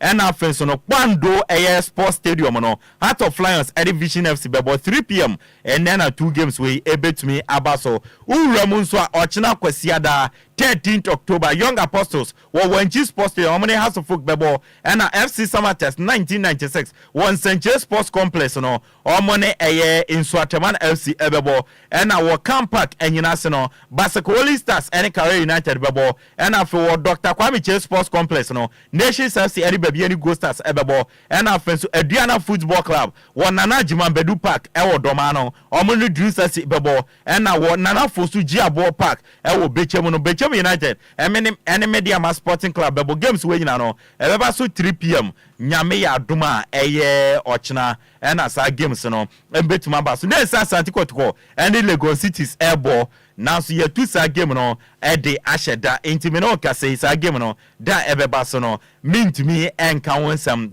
emfancho Ghana Premier League match day 6 game sebeba TV no nyame adoma the University of Ghana Stadium 3 p.m. no Accra Lions na every brekum Chelsea and ebo Accra Lions any brekum Chelsea ebeba so ewo Alpha TV Metro TV na 2 and Original TV ebe isa Accra Lions any brekum Chelsea game ti mo pe bi ahwe no mbetumi ahwe wo na ochina wo Wanchi Sports Stadium no park kura na your friend stadium Wanchi die yenye stadium park wenchi park enye stadium na amwa ya de we say stadium enti young apostles ene had to folk ebeko so group TV and a games no so no ope bi ahwe GFA official app no mubenya so and afenso Ghana Football Association Facebook live and also ebetwagu omoye park na matuni din stadium table no say net here Asante Kotoko kan 11 points Babieri Go Stars etoso mienu omo 11 points Mediama Sporting Club etoso miensa omo 11 points and na Brekum Chelsea 9 Enum Nations FC 9 Ensia Vision FC 8 and Enson Heart of Lions 7 points Enso Ateman and Watch 7 points and Kron Samates 7 points and so Edu Kara United 5 points Edu ba ko ya Hasofo 5 points na modi afie manya munyama ya relegation mubeko ashamu kwoma mwenya mwadia afiri manhweni ya mubeko wofa mutimu no o manhweni afie ombetumako omoda 11 for more 5 points and 5 games in a has 5 points that means one game be has enya 1 point and so Young Apostles 12th position almost 5 points Betem United 13 almost 5 14th Accra Lions almost 4 15th Basicoli Stars almost 4 relegation teams na dem 16th Aduana Football Club almost 3 points Dreamers is 17 points almost 3 points and 18th now Legon City sir almost so 1 point as well Toss Christ and you man no man for Aduana or 3 goals na few Suleiman and Nations or 2 goals Mezak Afriye Brekum Chelsea also 2 goals honum Division 1 Zone 1A in games ebeba senete wa sore nante ene Yape Football Club ebebo Northern City ene Tamale City ebebo ene afenso Victory Club Warriors ene wa power ebebo games we nyina no in that 3 p.m. ene ebaso ene afenso ochina was Zone 1A no Real Tamale United ene Wale Catholic Stars ebebo ene no so ochina 3 p.m. Zone 1B no ochina Techima Heroes ene Wanamafo Mighty Royals Wamanafo Mighty Royals ebebo 3 p.m. ochina and afenso DBB United and KAC Soccer Academy ebebo and afenso bofo kwata no esukito ayiri peble omonso ne Techima 11 Wonders ebebo and ochina 3 p.m. and games we nyina bekoso Juada Doma Unity and Techima Liberty Youth ebebo Juada 3 p.m. and so uremo zone 2 na say na etie na zone 2 no games ebeba so no ene 2 games ebeba so Seshi All Stars any secondary Rose Park ebebo UCC Youngsters any King Pfizer ebebo New World bi ase any Sky FC ebebo no ene 3 p.m. and games we nyina ebeko so nyame admo china zone 2 no Elimina Sharks any Mysterious Ebusuados ebebo secondary 11 Wise any Bekwai Heroes ebebo Future Stars any Swedro All Blacks bebo Soccer Intellectuals any Nzimako Tokobebo na Park Academy any Asekem FC abo ochina 3 p.m. and as games we nyina beko so zone 2 zone 3 no ene Rain Masters FC any Golden Kicks ebebo and afenso Great Olympics any FC Nania ebebo games we nyina in the 3 p.m. neba so nyame admo ochina Okwa United any Hoho United ebebo True Democracy any Atram Divisa bebo Post City FC any King Fraser bebo Akachi All Stars any Kofodia Sempefi bebo Inter Allies any Kotuku Royals ebebo ochina 3 p.m. and games we nyina no ebeko so zone 3 and na God FC Juada Omni Home Stars ebebo na God FC we no yenuan sentwani a ye friend Michael Kofi Odro o Metro TV ono na God FC ene de enti wa ya de nsentwani atuma team Monday omo Division 1 Michael Kofi Odro ni team ene na God FC enti oye CEO Odano ni team no na God FC Michael Kofi Odro ene CEO Odano omone Home Stars FC ena ebo enti no Michael Kofi Odro CEO ma yencha onano pe ma yente wonka enso na unim se na Kumasi Asante Kotoko ene DC United ebebo game bi USA na because of this and 77 players ekopie mu US na emom no organizers so be magic emani akanaba o mentuma manti game no entumi amba so na asan we mekae se players na kopie mu on ebi bedwane report eba se sia ne se Sudan players mienu a omudi team na chikoye no omedwane afi team hotel ye hwehwe o ma ye hu omo omedwane report eba se sia eno no se Sudan players mienu o mka team no koye no omedwane afi team hotel ya brantia your friend Abdul Karim Yagub and Esmat Hassan Oma Dwane Fitim Hotel Ekopebra Ekopebra bo USA now when I go to USA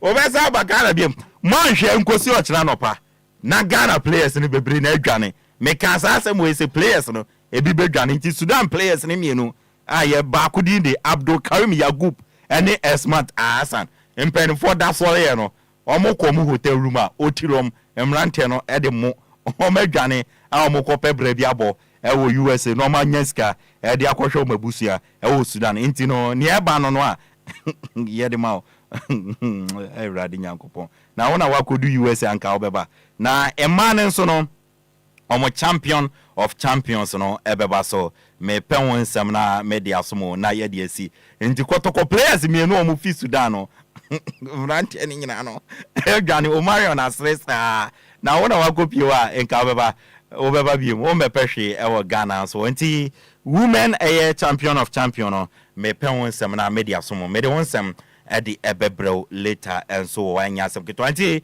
ekwan mu abie sam radio mempen for no atna say yendin komo ofie Black Stars of Ghana and wonsem ye beka wansem ede na esi dan wada yentuma wini ne ekoli bie ani Sudan akobo no den na yenye no right na etumi ama yenya nkunimdie ye bedi nkomo na afenso Ghana Premier League match day 6 no games bi wo a ye betumi abo enso ewo ho no ma enye asem ketwa enso nti DJ Marion be hwe na ye adwuma we mame na ye nti commercial we mfi just 1 minute to ye ba na mempen for no atnase enso ewo ho no nti na busia ye twa ye ho agya aboafo nkrato sima ba ko pe ye ba don hwe ba ko edi anim no empen for no betnase na omode din komo ewo fie di aman Ghana fo nyina wo fa ba ko pe Mr Mohammed Alasan wabedu atnase Bismarck edu say ewa na Ghana fo nyina coach Vincent Abiu coach nso atnase mo betinenka Kofi Menso okina na minim nia akekere ne wo kwan so de but still na no me wogidie say bia obetumi abeka yensa enso ewo ho ebusia mayenja aboafo nkra to 1 minute pe ye ba mempen for no ebe digest issues no ewo fie dia man stick and stay with us. We will be right back. The luckiest star 712 hash. Luck is everywhere for everyone. Yeah. Welcome and non fufua. A daily star 712 hash and found no regrets. A side investors are a striking gold. A common health workers are a diagnosing luck with precision. A side that tough guy who couldn't hold back his tears. They say a common passionate farmer on so entering containing a joy. Afraid to the stressor or turning a hard and stitches into a bundle of happiness. And now, come on, if you say your next big win is right here. Star 712 hash. Luck is everywhere. Dial star 712 hash. Enjoy the luckiest winning celebration. From the 1st of July 2024, dial star 712 hash to keep buying tickets as a group, individual, or even as a community. Win loads of cash and prizes in the community draw or go for the grand draw on the 30th of November 2024. Unlock your luck with star 712 hash. Join the winning streak now. The luckiest star 712 hash. Luck is everywhere for everyone. Sound Masters and the Chrome Park at the Highlife Festival 2024 no Abremo. 3-day back-to-back live and jam every 1st November at the 3rd November there. And you need to with the forecourt of Chrome Park. I community night. Friday 1st November no. And the dance band and our money age Sinamusa. And when you make 6 p.m. at the Kopemusa over a knockout. 2nd November and Samuel Owusu the legendary live in action. After 3rd November I the Jumedian in the now up baby yeah. I'm up at 10 a.m. and no a Sunday Enquires special. Yeah, ma Ghana duane ba fufo enkra bu na bunu konkonte. I teach afu aduane ni na bekoso. Afa na nwumre no eye twa wanum special. Eno ye grills. So wo be chinchinga. Sausage. Ene ye twa yenum spelele nkoa. DJs on rotation. Eye DJ Mactonto, DJ Foster, DJ Cartoon, DJ Alien, and afa DJ Lighter, official hypes woman. Eye Nanama Foswa, aka Her Excellency. Afa 24. Any more mo be se mo be table reservations. And for 0244 621097 and 0558 7397 charity Highlife Festival 2024 and your soko media partners DLFM, Kasapa FM, Ago TV, GH1 TV, Enidasu TV, Top TV, and a Top FM. Hey, Kwame, at the Wakabumo, and I saw one of Maha, when he said, to set the woman about Kwai here, we are dang. Akosia, a woman. Issue a menu, and ya kama, Pesu Papa Numa Chumebo, so ne cassing, and pay them their summer seal, and no pay yan and a nine mammy, you be an amiss, your project, a friend, Lumba super. In Siena, dear, a foul Nima say, Boko, ne so smooth. Kwame, Sion, was a woman in Siena, come, Lumba super, Lumba super, mammy country. Super penny, and another dear see me. Na menya be out of him for. A pebi, I the acquisition me fridge. Sir, Nana. Kwame, send the akosia canon. They say why we bush afford the mama musupa a lumba and super. In Sia by a jama so any asset get to a crack. They say I don't feel in no one will be a two acotong. Don't want to pay a more. Yeah, no more. Just be a demo. Come.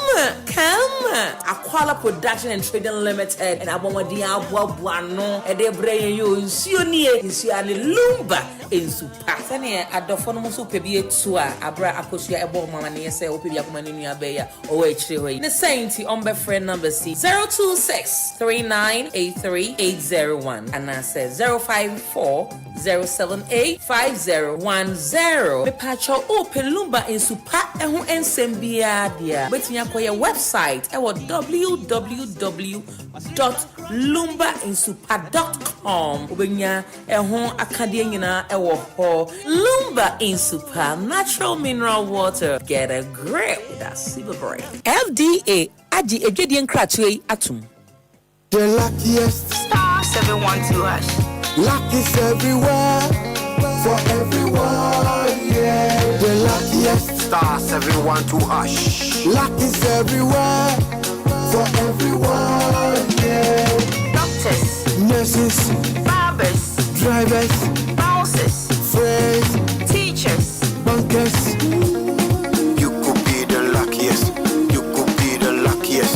East, west, north, south, you could be the luckiest. You could be the luckiest. Accra to Haga. Let's go. The luckiest. Star 712 luck is everywhere for everyone. Yeah. The luckiest. Star 712 luck is everywhere for everyone. Yeah. Doctors, nurses, barbers, drivers, bouncers, friends, teachers, bankers. Star 712 you could be the luckiest. DL Power Sports. A word there. A jawo. Dead down.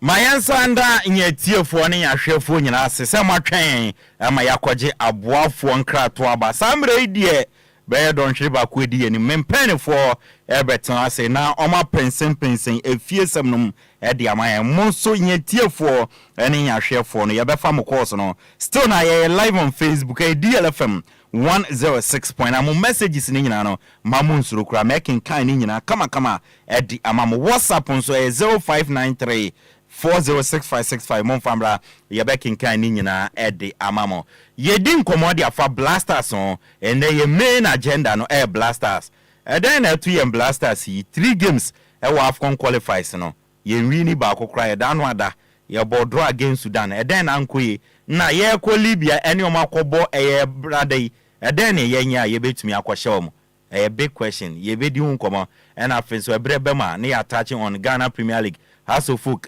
young apostles no money omakobo and a man so no sena na America no omo champion of champions no basonde wo Ghana Soccer Center of Excellence pram pitches na ya wo no foforo so baso 3 p.m. Hazakes ladies and Ami ladies and Edibom Ami ladies I think so more and omoje mano FA Cup no and Hazakes ladies LG League into omo the champion of champions no Edi Ebomo ntino mamen ko na men pen for no and shem ko matwetwe na se mame Christopher coach Vincent Abiu coach Vincent Abiu ewa Christopher o adabraka maminchiao na oso oyada coach ye pa coach nso so oyada na osi ochia Mr. Mohammed Alasan eno Christopher Miami nua pa Wadabra kama minchao and nanope coach Vincent Abiwa and wafa Mr. Mohamed Alasanwa and Bismarck Edusewa na mamen Shasie and fancy coach in coach Shasie man in some of the go blasters coach young problem in say ayabedu baby ayabedu. Oh, any problem we are not building up for the future. Yama emre betuye ba emre ntunipa ushiano. You must work towards the future. Into generation be born. Now will be some next generation. How are they going to be like? But we make sure that we kill a generation before we start a new generation. Remember our example will be Uko Egypt, any other countries, they clone their players. Into almost said the Egyptian national team, no. Oh, show more. I say Dada na negusubo. So when they clone the players, what it means is they are able to reproduce a particular player for a particular position. The only player the Egyptians are Abu Trika. They are still trying. Look at China. They bought Asamoah, they bought Hawk, they bought Didier Drogba. You know what they were doing? They were just cloning them. Into your cloning without two lab.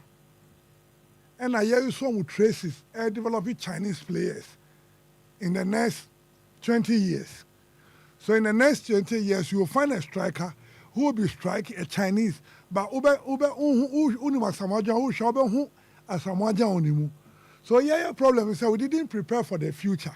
And I can't say future, but future was yesterday was future, and today is the future. So Bibiana can say, me try Dachini and no no, Dachini and Dachini a day. So if you don't prepare, a bit too maybe now more prepare no more be show. On be show now watch you, especially while we are natural. So we those who play on a natural talent for a long time, and knowledge ni ko enim, knowledge ni ko enim, they will benefited them from foreign games. I had players called professionals from a boy a national team. I had giant kasa ye league system. Any the player development you complete into a half. Into problems over the years. No, there's no problem. Next time maybe DL Power Sports. Problems now our national team no. Say time obobo no. Yes, interview no. Or bet him I catch us say more problem and nobody has ever admitted when they were playing said there was problem. But once you become an S player, you see there's problem.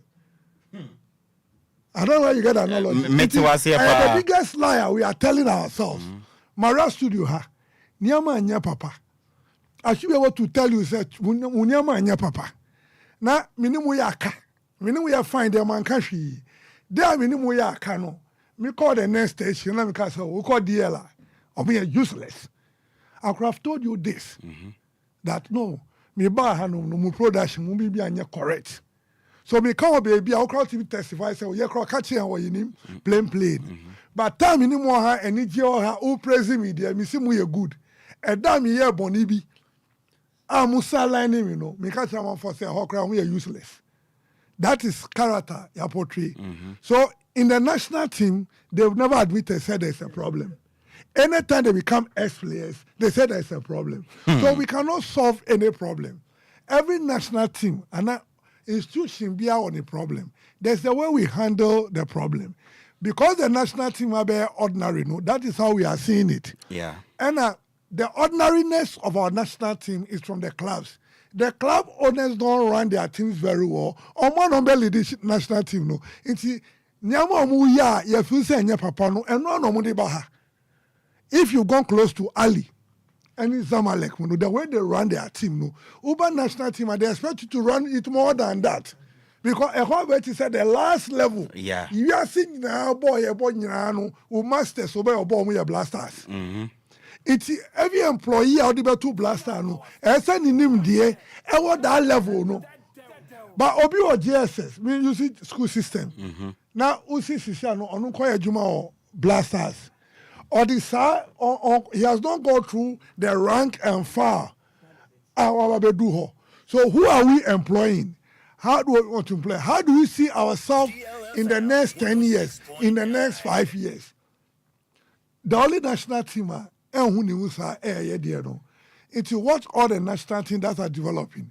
They are developing through a system, either through your integral system of your local league, over your local league now, almost called the sub-region, sub-Sahara, sub-Africa players, and some normal Europe.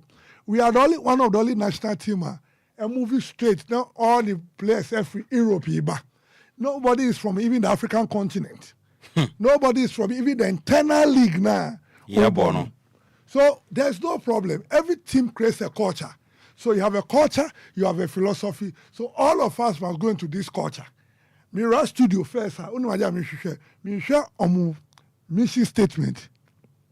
Mission vision and values. So I come here to speak on your values, not the personality who built the radio. He's not supposed to be my friend. But wasi many that's why I'm T station and unye. Intimiraha and in that Swana station that is I must move in that line first for direction. Yeah. So if I'm going wrong, I'll challenge you and say your policy says this, and I've done that, so I'm not wrong. If your policy says so, I must go within a certain confinement. In the national team, we create an atmosphere. That environment I create, all the players, whether big or small, the moment you enter the environment, it is the environment that guides you. It is not your personality that guides the environment. It is your team now, any problem. If your problem, any problem, you there is a problem or no problem or home time. It is say problem whom with time want to solve it. I'll feel say no. I think this problem you solve a time no. So Rana, let's come and help to solve that particular problem. No problem is every problem is solvable. Uko aviation industry, there's a way they solve their problem. Uko Eponuswa, there's a way they solve your problem. Uba football, there's a way they solve your problem. When you go to Real Madrid, there's a whole structure that will run for the next 15 years. Omukono, na ye be free, na ye the big count, na ye be free. I had opportunity to meet the associate professor of Real Madrid project. So I had the entire Real Madrid project on my laptop. And when you see the project, no more Champions League. When you boss super no say, only the basi. So this year, some omunim, omatro say, a bed yamaye, ya this year, you next 2 years. It's a time frame you and a time frame the players Abraham. But what are we doing? We are not doing anything to ourselves. Your bus studio, they are polluting or mine against a particular generation. 206 HM will refer to them. Because you need reference in this world. 2010 a chip, but there is our time no. That generation we play so much didn't achieve anything. And I'll explain. 206 African Cup, Open Usha, symbolic. Then went to the World Cup, then we performed. 208 we hosted it, they didn't win it. The same squad 2010, they went to the World Cup. They performed. They didn't win it. So they've never won anything, but they entertain us because we miss football at a point in time. Yeah. But about achievement, the achievement is the same as what these people are doing. Mopa, next time far, Sudan, match is near your marble. Never the other generations, no. The heirs has been 4, any 3-1. Sometimes we show 1-0, 0-0, or more said that. Even when we had our prime team, if you remember. It gave me a say, what is the next step? What is the future of the game? And I feel say there's no problem. That is why we can't solve the problem. It's about have you see deal or problem. No problem. I mean who means same way. So who problem? No, they should come out. No one say a problem. No, now you solve a problem. No, it is the way the national team is being run like a club side. That is the cause of our problems. Thursday game now, your boy, was an improvement of the 2 games. Okay. In the last 2 years, my best game was the Thursday game my boy. The transition was not bad, but more watching players know the social outcome first in the first half, they were too cautious. They didn't want to take any risk. Because in some of the doors from my dream, into Obiasro, boss who my players on person by mistake. A risk-taking sports. It's the your catch players say, go. Occasionally then you let them say, don't really go. because you might cause a harm. You understand? And yeah. The friend that we bet me are overlapping. If we bet Tom, if we see the two the chini as have a shamu, but O'Connor share so can go. There you go. It's Ovenwa Carlos Nyaku share go be our Everton. The whole world jubilated. The coach never jubilated. Or see, so your G and go so against your mo. Say your G and Born walk show by your G and say. I choose a coach that's a share. The other says, some an example say, only my you move. Now, yes, overlap here. Running with Jipe on the show. So we were not bad as a team. This team is going through another transition. They are not stable at all. Technical team, management team, they play themselves. Fena, omuko transition be confidence on Munya Thursday away, park, from the supporters, even though they were not really happy, they didn't boo them, if you notice. Yeah. And upon over down here, hard luck. For a lot of Ghana, Bebo Dronabel Lusuan say hard luck. Because we saw the chances created. So I believe that if we want to build anything, let's start building from the U17. Let's start building the system backwards. We benefit from a criminal system. Every member of the 91 and 95 squad was not less than 22 years of age. So we robbed the world and get some laurels. At do level where I say you shape your now you reinvent the wheel. We have the talent. Now you call your name. Since I sports, you about cross-pollination. Maybe we have knowledge. Me found knowledge. Then my family account. Until you identify your knowledge. Now you call employ another knowledge. So Otuado is from Germany or the knowledge be baba. Obisuko or the knowledge be baba. Kwesi appear across it or the BBF free Ghana. Akoka Sudanese for you. So on say chemistry assistant. Pep Guardiola by Bayern Munich, not for Bayern Munich to win trophy, but to change the chemistry of the future German national team. Yeah. So you see the way people are even being employed. You are being employed to come and have an effect. So there was a point we had Kenichi at House of Folk. That could have not been just an asset for House of Folk. It could have been an asset for the nation. To change some chemistry of the game. Yeah, who are DSR? Yeah, who you name? We do victimization. Then the victimization will fall on the players. No player comes to the national team with the ball. We shall player just and the referee a car udino.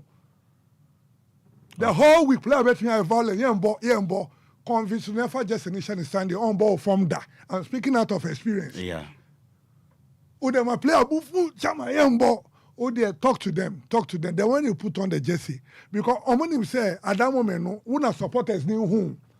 It won't mean share own goal. So what happened with the Blasters on Saturday? Obi Samia, I believe say, if everything is calm, now you calm. Omutiba form will camp. No more relax here. I'll tell you, say we're going to see a victory on Tuesday. Okay. Against Sudan. Who that away with the panel Ignatius. Also very honest. Oh, yeah, very honest. Look at what he said at the post-match. Yeah. He didn't condemn Ghana. He said they were lucky. He didn't deny. He said, they were lucky. And the team. It's on himself, all those balls have gone into the pool. Yeah. At least on himself of the 6 big chances, at least 2. Yeah. Have gotten into the pool. Until say opponent coach admitted say they were lucky.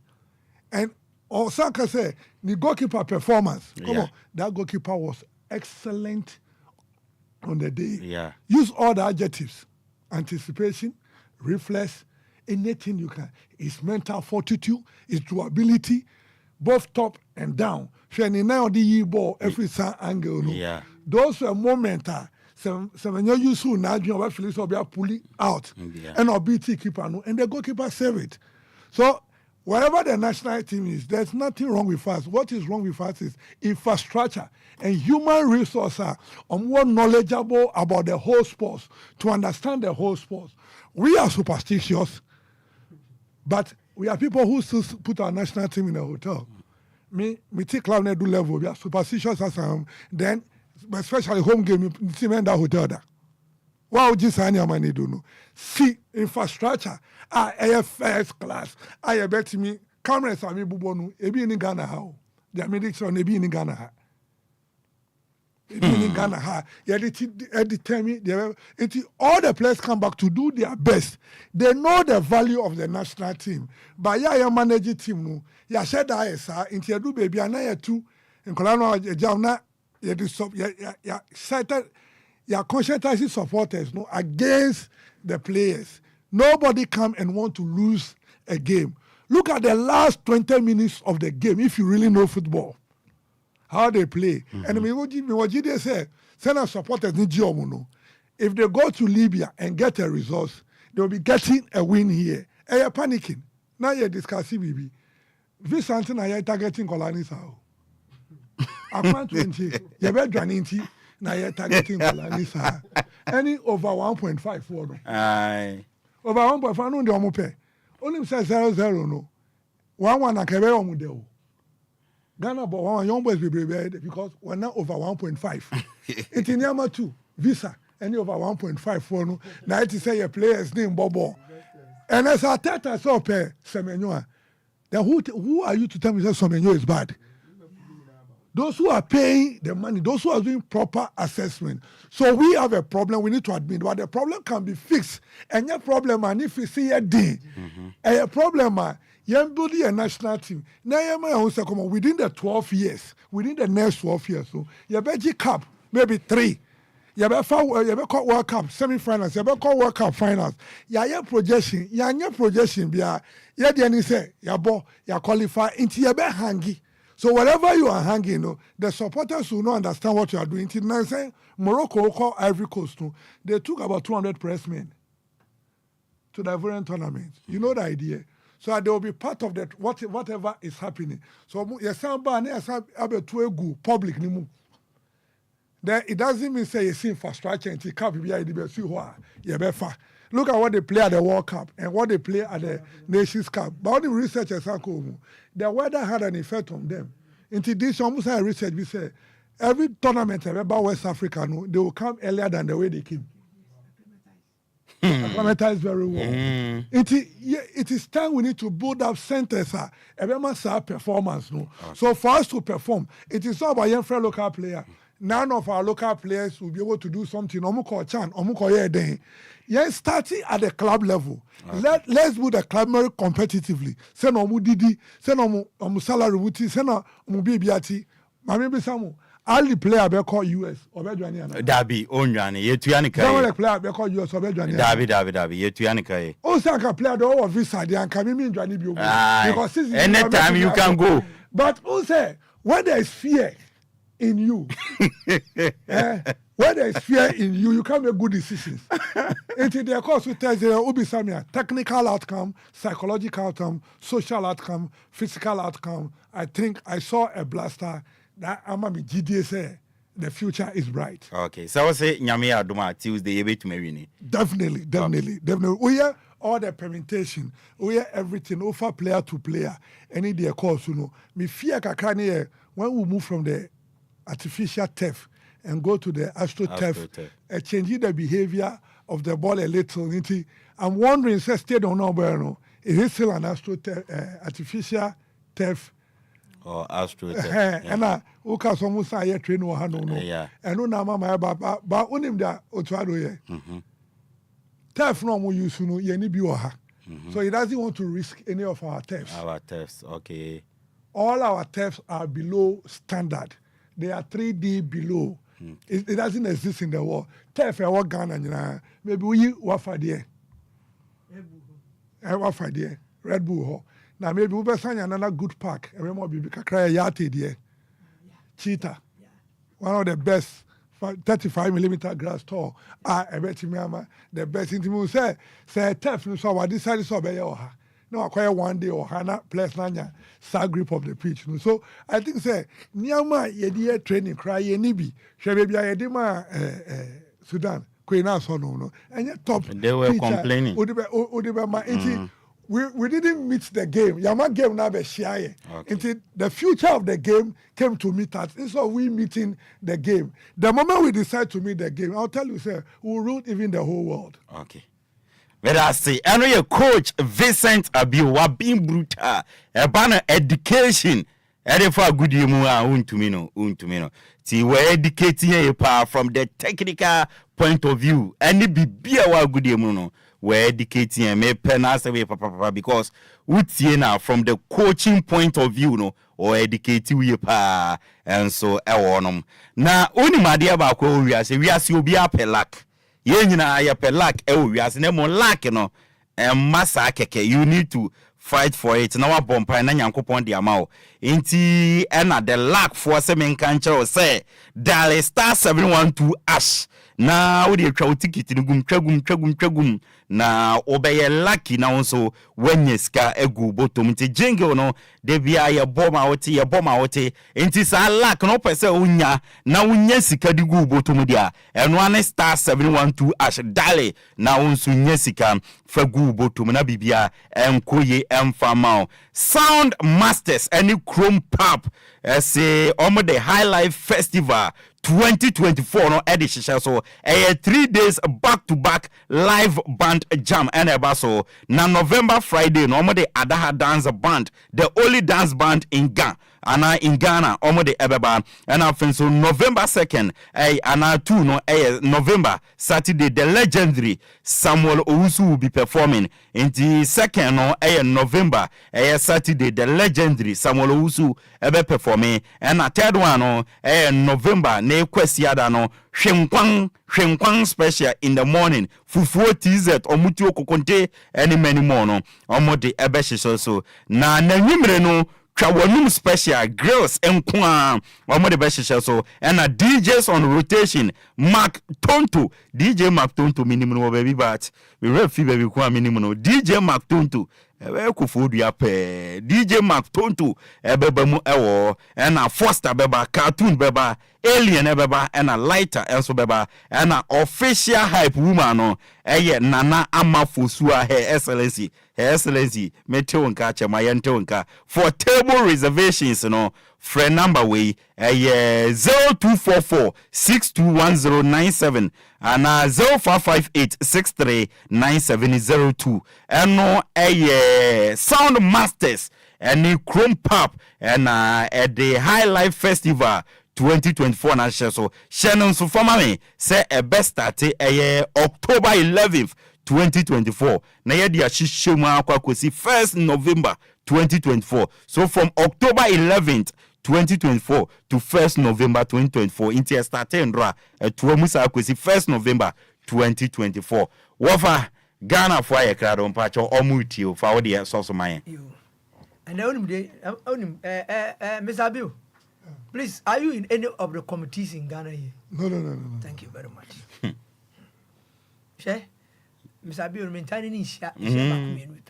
very listening to him. Look at how in-depth analysis on football. Me de okadi I can send be. And no me call first. Sure. Football no your experience there you. The inexperience of even the Black Star management team. And yet players in France. When manage team no. Maka. I will not mention him, but Mekoya is Marco to Accra rep. The MD of that club, as he said, Manuka Black Star management committee chairman.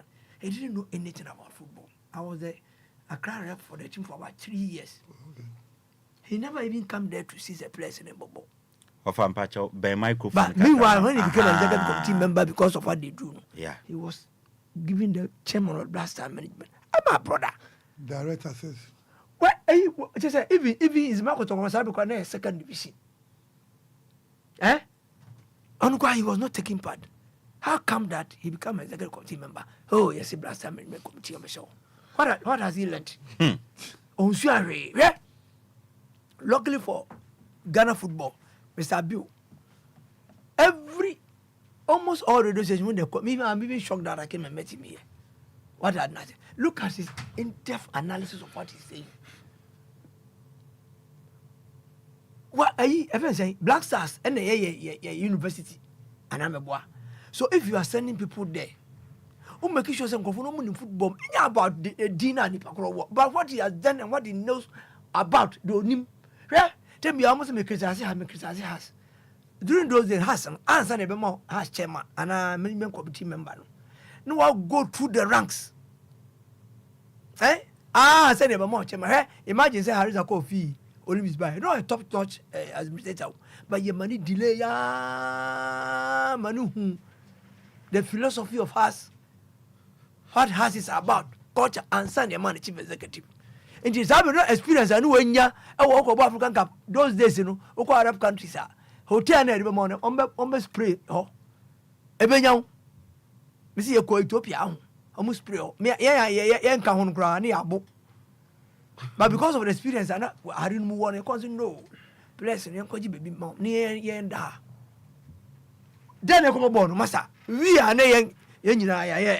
So imagine if the place were there, what will happen? But indeed, Mr. Bill or he hit the nail right on as a time so say. Ghana, it is for all of us. It is a who be on knowledge. Be Munim so you know that he has got. Master Mamundi sketchy. The brain confess away or your many director or how your mamma. That's all new football. Look up Togafio, for instance. He has got money all right. He has got everything all right. But when he was in house, he had a board member. No, on my stadium, on my park, on my place, you know, for 10 years, so he doesn't know anything. It was a big team. No? Look at what has happened. Samuel Sekufo, last 3-4 days, he was interviewed. House of Focus Sekufo, and I'm friend. Look at what he said. Or see, team, no, until say, Togafio the pet. Management team, our minimum has philosophy in Aden. I bet the mom. Oh, I play number one account. And this the things we have been saying, yeah, just I can be now Tamaklo way. Omu dream my husband because one more boy or winning Champions League my husband boy. Confederation or winning my house. So he's also talking from experience. If such a person says something, I say much be wom, huh? Mr. Bill now come me. I'm very happy about what we did. Mr. During those days, you know. So I has a call Egypt and I call Tunisia and idea. I always go Mr. Fred Clancy former GM. I say I'm saying no, I want to interview them and know what they are doing differently. Yeah, when I said the year 1999, I was tough from pass, but we could not win the African Cup. Thank you.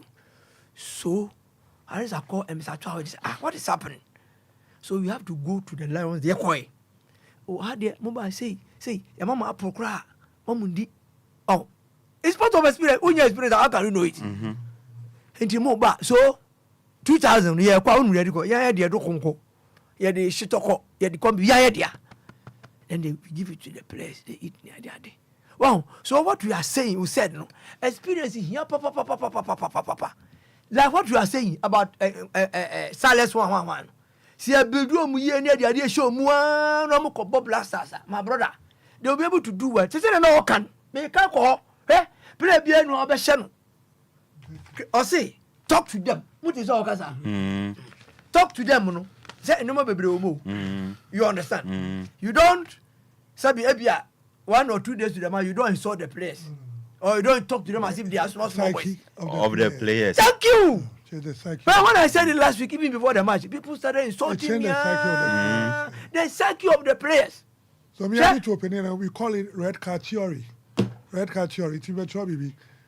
And then Obano, how many red cards now here? Who is that? Okay, next week we see about $50 per each red card. Because UPS is over who red card. Thank you. Until Bush and what Caribbean, they be on who's a car. Yeah. Caribbean Mufia, they be all can say doors walk room. But because who are in the red card theory, who call piloting school. They don't tell you, say you crash.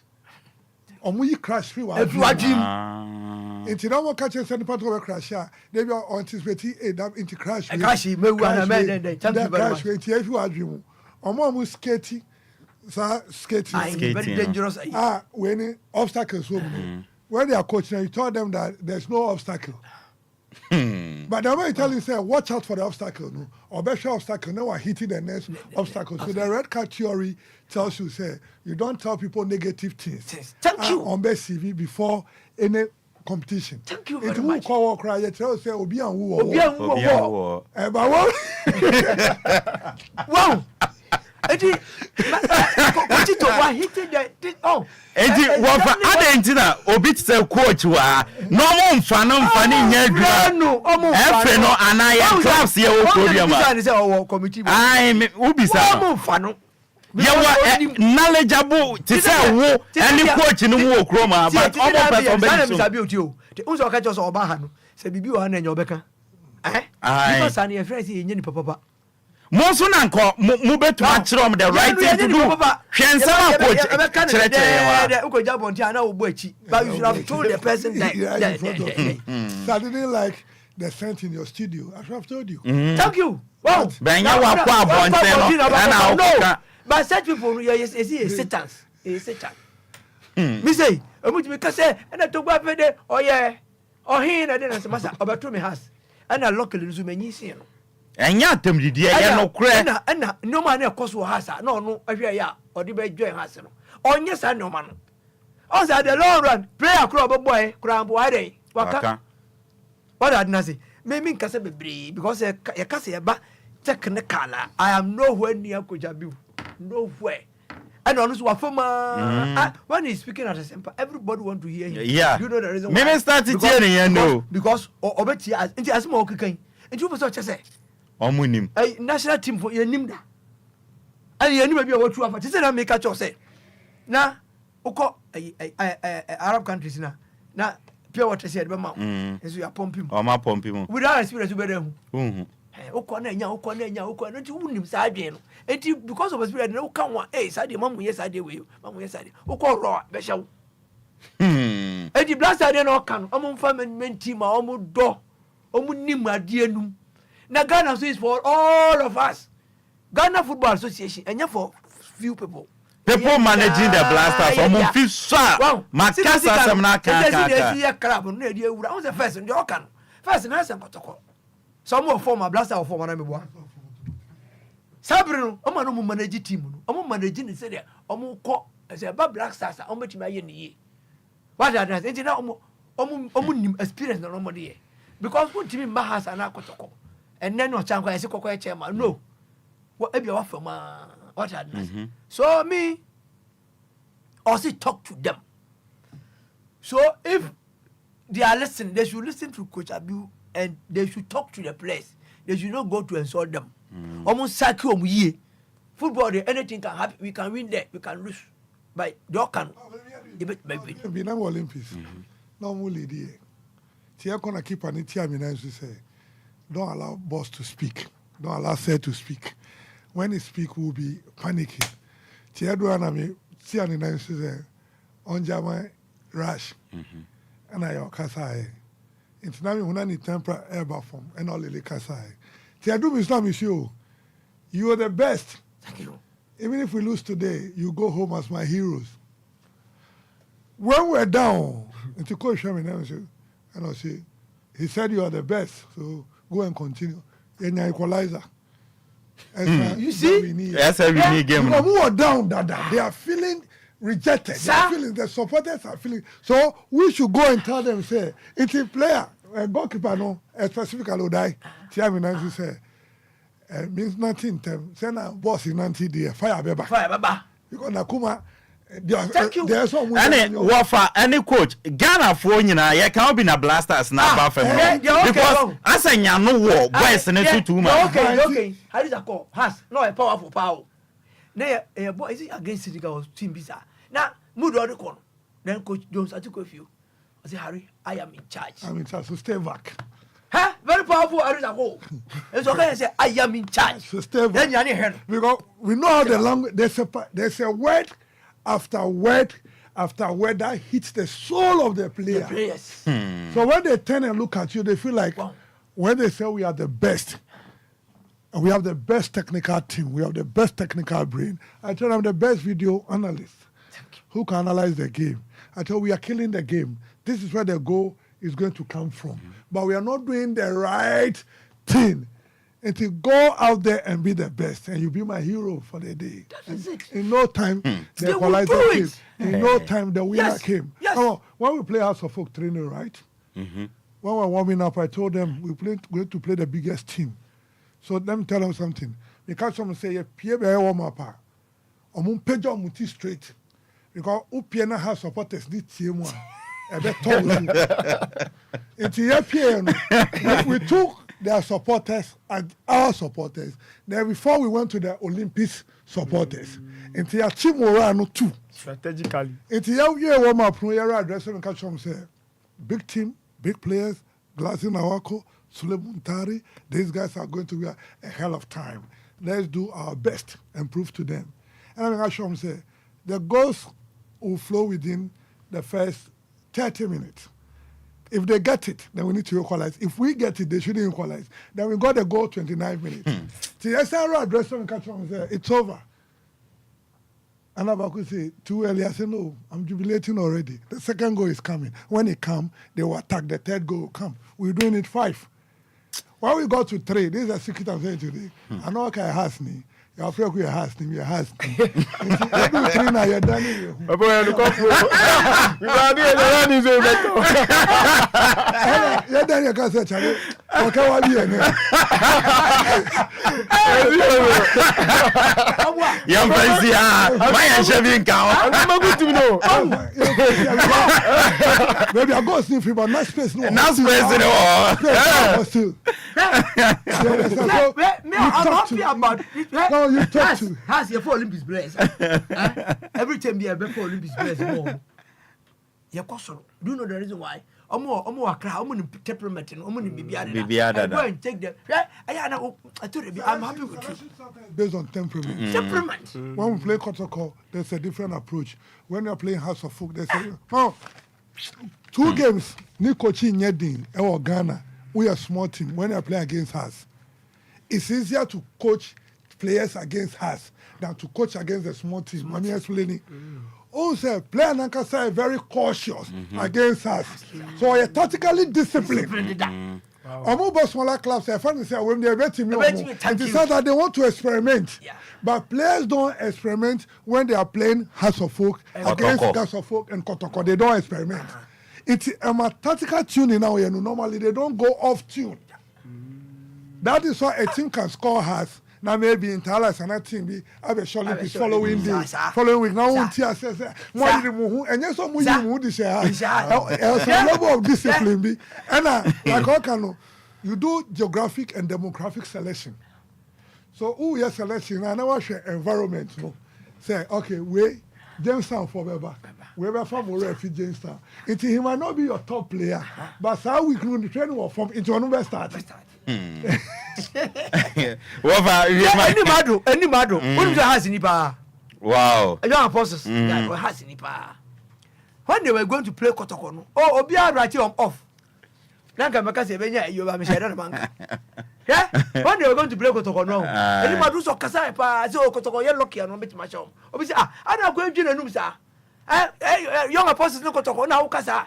Wow, look at what Mr. B was saying. One psychologically, you're the map players, and when they were playing Kotoko, they were not afraid.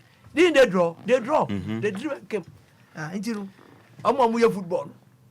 They should rewrite their nose and do their things well. Right. And as so may catch it on say. That's one. It's Chinese football. Baby has in your home. So when you go to this Olympics, now you're arrogant, actually Olympics coach and now Olympics, you know. As one already almost they are our people. Okay. But that's nothing. And I say during our days, wrong. You need clubs in you're fine. Seriously, I'm telling you. Seriously, House of Folk were fine. Make my catch say 80% of the clubs are more across Premier Division this year. House of Folk fun. I say, Wafa, I say, Wafa, Mr. Mohamed Alassan, and I'm watching in Camilla champion Benito, and so I will why late, but Nino, my man 5 minutes to be there. Yeah, that's why. So, Bismarck, for Krebi also now, Benito, in Famine. We didn't penny say penny casa. Penny carry an Mr. Vincent interview. I don't know. Now me person business are they like I said why excusing no a good name kakra. Our game number clubs no NSA approaching not here Juma. With all this knowledge now I say he's not associated to any club. Send us on your baby born like after Olympics now. I think I finished my work. Olympics had the best 2 seasons, right? Yeah. Myself and Owaka, Coach Alasa. We had the best season, I think 4 years ago. Yeah, the 5th Baku, yeah, the 6th Baku. We were tormenting almost every team in Ghana. But after the exploit, if people cannot see the future, sometimes you stay back. Because like you said, I can't be chasing you with my knowledge. With the knowledge, no one is so much. If you want it, we can do something. Yeah, Papa. Oh, yeah. Seriously, Miraho, honestly speaking. Because I share how I league in particular is declining. Because me Otia is here all come last issue, and I'm a coach. The very last time I Ghana AFCON, the year 1982, and I'm a go line up. No, you could clearly see the players, mostly local based players, Kotoko, Olympics, Hasufuk, Hazakes, Joseph Kamo, and the America say your league in year blast automatically. See your league in a book year automatic. Yes.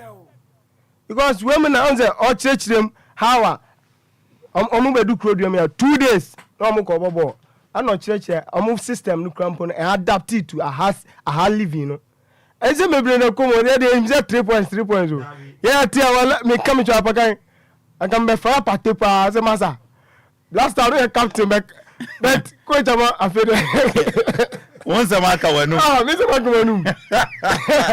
because send some koso and some koso and Yamaho. It never says a weekend be and can never educate. And I'm hoping I cherish the hope say I mean through a memory education in the next by January say you position with my coach. Sure. F4 funny year juma. We are now club akupe. F na nkasa na say funny year normally near juma. Black class and wo kroma. He's a top notch when it comes to the game. Yeah. Or the game nothing. What does it? F and fan man position. Tianeka. And then I can never technical director a horn crumble to me the national. And then I can tell you meaning down. Meaning the name of course will game nupa and you 3 points people. But coach one thing me as a me wonder a cran is a video be surface to internet. At a point now Jordan complaining be who name facial expression to opponent coach. Kwesiapia. And I don't believe is that Bibi will blast him. The guy is not happy. Oh yeah, I think senior brother. Kwesiapia is not just a coach for him. He has been a senior brother, a father to them. But for player, Ebeja, I mean the team, your technical way handlers or your team managers, and even the teammate. Or by poming now, ako opponent side, ako complaining to opponent team. Which are on a neighbor bono, it means one, we're losing trust our dressing room. Also, with time you better just see also as a topic. But Santa Kwanijide and Sanessa Santa Walusu Hope. Baby Sani Panibe can't wait be. Na assistant Amane ni once in so. Santa you just want somebody to hear you. Maybe me can't hear ye. But Oba me brawe ho tone on the back Sani Bibiano. Or Sajid say be Juma. As much as we are players, no, they see themselves as who say, okay, because you have to jina when you saw call. I can say Jordan for Sino. I don't know whether you are trying to get that knowledge. Because you have to jina how it's here. Maybe on the crowd, you crowd me about Ichi or behind the scene. Say there's something going on. If you, but you go back and tell the people say, oh, what camera and done it so. And what camera and done it so. That's why in some of the videos, you don't just bring it out for bringing out sick. Some of the videos must go to experts. You understand? Yeah. They might not try video. Me trying to make a chance say, Obi man one is say, go and give it to the coaches rather. So they deal with it. Now any like a them kasana who they are cause. It's not everything you post. What post here. But videos to me tite. Year later, I'm all catching the opposite. I don't know how you get it. Yeah. Until we say and come say no the brand, we could analyze it, like you said, the body language. We analyze body language, we pick some of the words, and even find out why it won't happen. So trust, no better me lose trust. And at the same time, or just when I tell them, maybe you can tell them from the top. Okay. Miss up. Okay. Into the energy that starting, whatever is right, we're going to say it. For many years. Sure. Because how good the country is benefit all of us. Okay. Maybe in person we call bridge, in person we try into you be any you mu be kono mu kona ye ni mu ba na adani landlord you will read these are some of the people in your system. Sure. Maka aduma na ya fatu yan so no. Oh yes. Yanko abuchiri ye be. I'm enjoying my cousin Yanko bi. Yanko ye be. Abaganti mami friends and emponifu kasana e come senior brother. Mate. Bismarck do say and I wanted a council. Yanko ye idiot. Jumani ye be mrene so na ye konso na for Robert was kone de ye de ya ye be ko. But Yanko ye idiot ye be ye kwa na for so Ababet was so and so now we say your friend Kofi Ajiman Blackman. Good morning, watching you live inside Pig Farm. And Piaga. Good morning, guys. Watching you live from Achim Asaf. We one funny day, but say good morning. The number one sports show. And good morning, the number one sports president. I will be very pleased if I can get your number. So, me Sartro message in Ibrahim or say loud and clear presentations. Udin one fan, but my number there, me the bema. Enti Sartro o message in Ibrahim. Me nyawu Sartro, but my number there. Me the bema on anko twetwe kwa wono oni me Eddie. Me amini champion Benito. We try me surprise visit on so emfa kakra bi nto aso ne emfa tie for course ne en wrap up ne so Benito Apakan GH mimi a Benito Opani bibia e fine oh nyame adom bibia e fine meda wasen so say aha ye ofie na watuma bawro ma besra onua meda ase why so oni adona no oni adona no me fa konya we so nchia wetie fo ne o ma almost on Facebook. Sure. Your kind of Minam area high 1212 in Amsio. We had time now. Sabi Apakan GT Apakan insanity. Miss Membrana Yambo a Ketimana on Fanda Dan Hota. So Chapakan with the other say, yeah, Dan, no. Yeah, Yababo book it any Yama. Matthias, Medase, I ofie any time bia or pesa or babiano with my boy. I'm pass it through Mate. Yenso, Yamashadi, Yabit Matthias, Yane, blasters necessary, Ubia come 170 Fakakra twas when answering a fatty phone course. Blasters and then Nasam Kai yo. Apakan said right after the game. Metina stadium over 2 hours. Na mintimin coffee. Ghana ball born again. Me free stadium. It was almost 9 p.m. Wow. Because I didn't know what to do at that moment.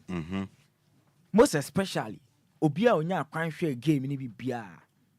Ebeja to say there was no one that was say Ghana draws our game. Me bisam who say a year na Ghana intimate winning. That was the question I kept asking. In fact, besin there. Minyante me wase. Abakan obia oni mi no be mi bia be ka say Ghana ma me broken heart last Thursday. Still me recover, but God is still the greatest. Sure. Sure. Me idea baako a eye me about this situation. And it's Apakan right after Thursday, you know. And then me be some questions me answer. Say, 1, how did we draw with Sudan? And here question number 1. And 2, say, oko the history books of our national team. Say we AFCON qualifiers in here. AFCON qualifiers. Ebabasu Morocco. 1990, I did see Ghana uncle AFCON in Algeria. Similarly, as a real occurrences. I did see Yanko 1990 AFCON Nibino. It's like a repetition of it. And the Yashas you know. membesa meka se bia na Afcon we Ghana ankobi but Apakan ewiase na ayete no yese asema any dance and you twa ho bi dia dance yeah they are dance within that period it was a German coach and an only team no this time a German inclined coach and anim and from that period na Ghanaian coaches have bet adunuma be pass through na coaches number from 82 hoba ni nyina yeah but yenhwe at this point and who go through archives in dia and also sir after 3 matches no 2 points ade na ehu ye lose baako ye draw me after 3 matches ade na ehu intimate stadium na me bisa mo say die pa na e koso yi onse na Bismarck can about yenye local league ni yi ya ade baako a in every national team it does the magic for them. Sure. We go through Andra, South Africa team omudi winning 5 over Congo no. One player, Lily Foster and Kwane Bobanli. Omo make nyina. Local players. Omo make nyina. Mamelodi Sundowns, Orlando Pirates. E hwa no mufia, but Andra an emphatic win 5. And show Upo when we're talking about African football. See about the giant in African football, Ghana can. Yeah, can be. But the problem is say, or they go through qualifiers every Thursday to Andra or Maboboni na. Obon say Nigeria obebre but obe wini. Obon say Senegal obebre but obe wini. We can mention those giants in African football. Yeah. Almost struggle crampa. Almost with the exception of Comoros upset of course Tunisia. Exactly. Cameroon share, Egypt share. And then oh they are Tunisia national team no. Politics is good no. I say. There is no way we can compare Tunisia of now to the Black Stars. No. Yeah. Ghana material send bibia you will be change Tunisia. And tebia what di ni say Comoros are Tunisia. E best sound what you say eh and yeah. But Comoros team omo be say Ghana e wo fia ha ye ko lusu to omo in Afcon. A well organized team. And no more massa say the gu akwam no. Enyem wanwa.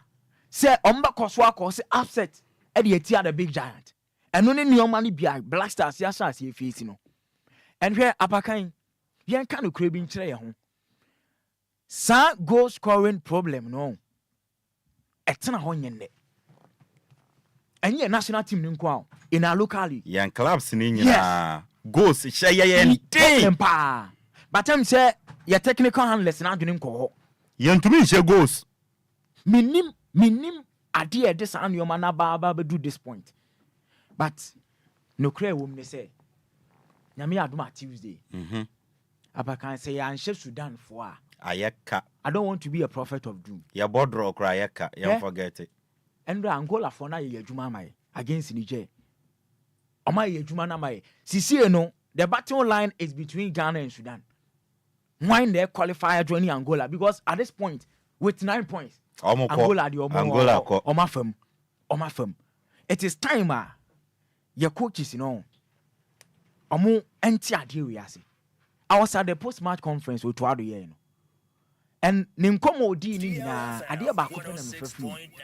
Only orientation about the Black Stars. Only be. Only be. Even though about Black Stars, how many matches no to the boy as a Ghanaian player?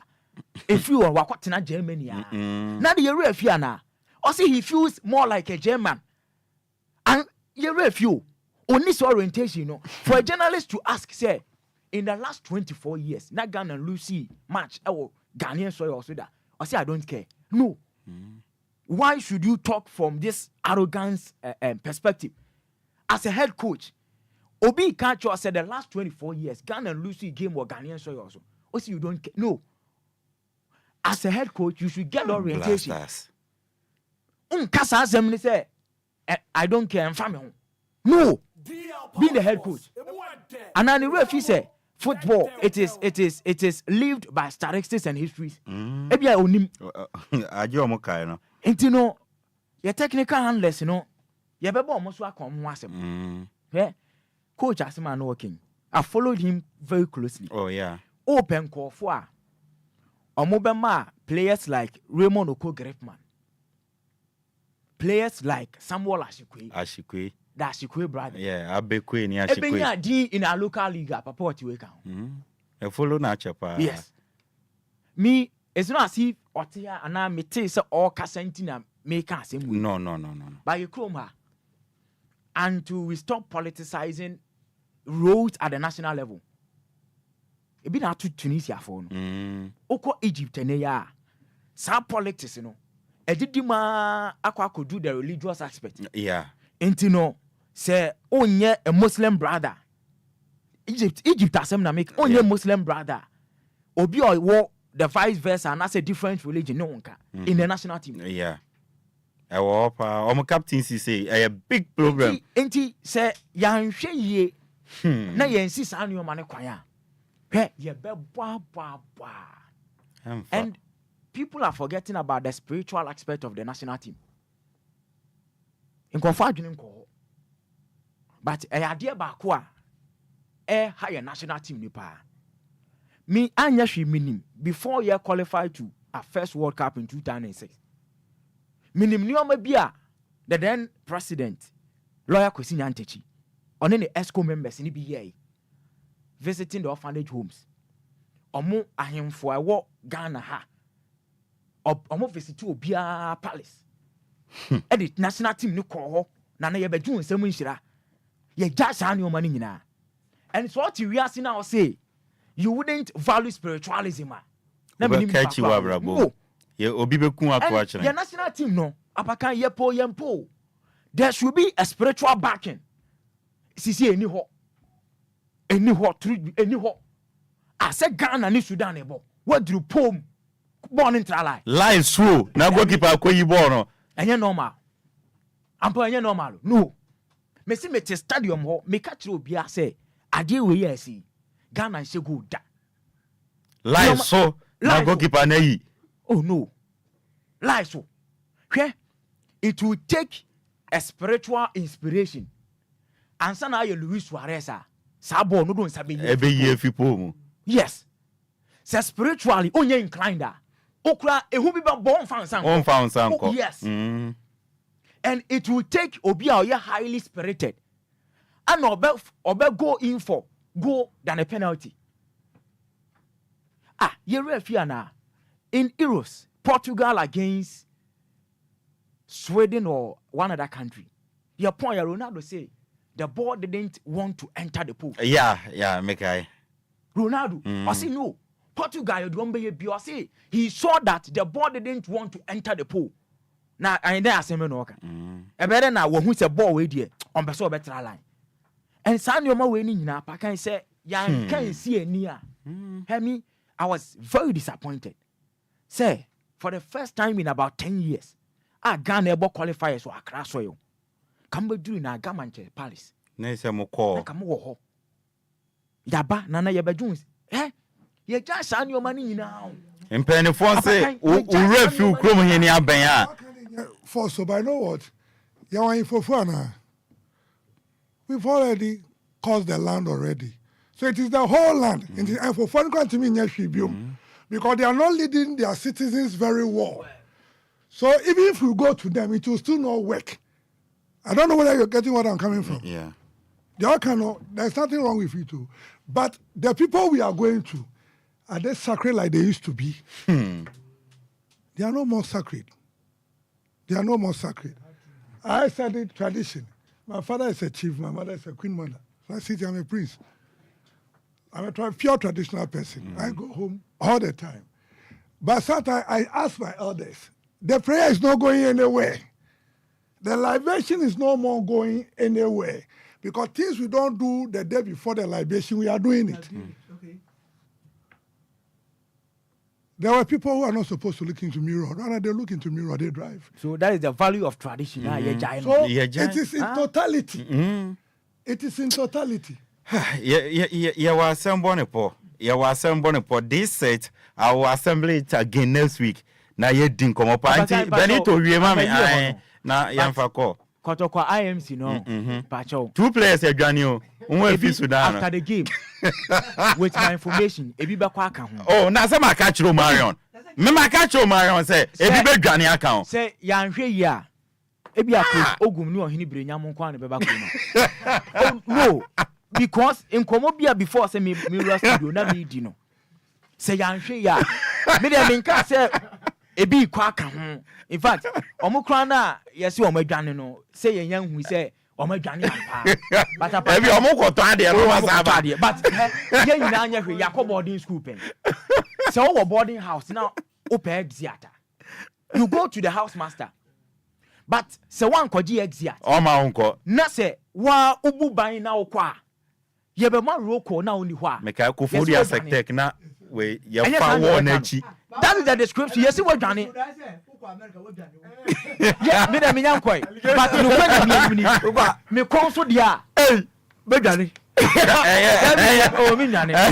Me nyane.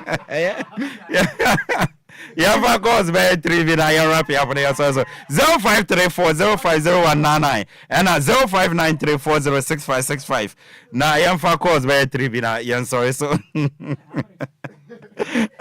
Mpacho di ni baby akasafi Nicholas Entio I'm saying give my nation but no lucky time o kwasanka is not the same. Oh, my dear local place, no. I go baby na. I'm a far for place. So maybe for place go to dia. That's the Enquiries. The local place no no be say or you don't wanna what name is yako. But so maybe for place to dia like that's the baby. Na ko to ko so place no mo na mo yer. And so is gonna ko dia no brand. Mo ka ko bo try my ticket kia. Na ko ko go ni. Let's talk ko ni sa o ma. Ento ma bi sa ni na. Mo mo ya sa mo ni. Nicholas yansu yeda wasise ofrefi kaneshi oni nyamentina pacho di ni baby akasafi Apakan chairman general yes sir the morning or afternoon ni aye the afternoon apume nyame adom na onso e boy dey na dum boko ase di na escape me kakra Ike yenti we enemi bina basofa makasapa jana ngasa no enemi bi wa yen fami serious ntuma na ye bre no ye bre pa ya ye ni di na ye be se ye na papa no enye na be bua ye ni ye ena ko to fon mi kwa mpo na me ko kwa nka me jan jana ni di na na mi aduma na ma kwa ma ko US ya kami na tra me da ze de o kwa o ma o de me de Ghana wa ge o ti bike US embassy for no matter why you wish your back door pacho di ni baby akasafi the blessed king chairman general good afternoon boss Kofi man e da mo si oh Kofi mama powder da baby for na obi am chairman mate Apakan yami shamu ne ejimapa anopoye mabo especially papa Mohamed Alasa yami shamu pa any champion Benito ne Bismarck yami shamu pa and coach Vincent Abiu yeah yami shamu sure your black stars yami aduma dagana yemi Sudan no away game na Tuesday, I think say 1 p.m. We are kete. Nyame adum ochina ocha ekwesi ara ebe kwa so yakobọ mpa egu omso. Ye nya one go pe, one go pe. O ze place ni da mu bo omodi on. But JF ni na abon.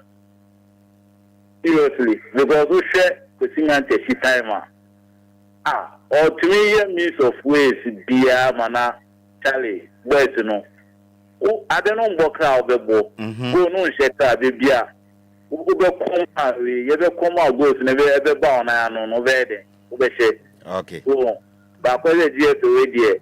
As was on one ka say matrama ko etinsi bi.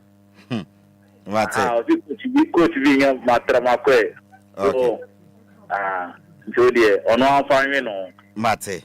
Kofi Mate also ni nyament na yeda asese obai pacha odi ni baabi akasafi ya fa na ya tawale apata ibi agogo Nyankopon adom na wo so ya adom apata na ya wo hye aje na matoko one side with our baby kwa you should be the ana the matoko one side with oh okay nso ni to tema on bugo bi afa kama Mate mpacha yenti Apakan country bia na league anyame na setting sunye na Ghana how you usually look at the first body in the che o ti nke chi big na Ghana no obi position we ni yawo ana anyadi ana wa esi obaso ti na shi o ko ba jibi bia club Ghana o ye ko kala ni ba ko su che pesa ni ya Apakan che principal the law my na o bo na cheti na local play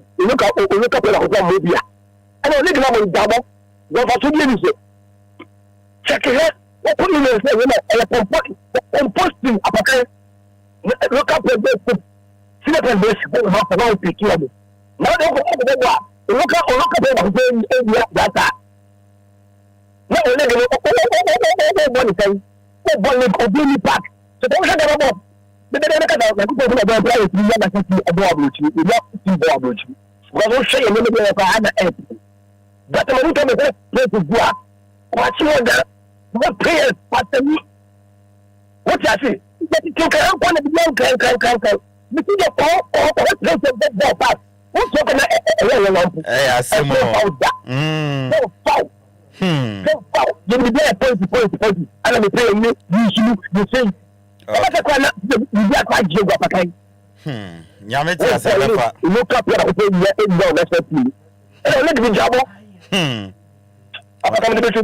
Mate yeda asi enso pacha sorry say mama wagina so ache facha me wai udi ni baabi akasafi uni adowa wo ye 49 nana ye aji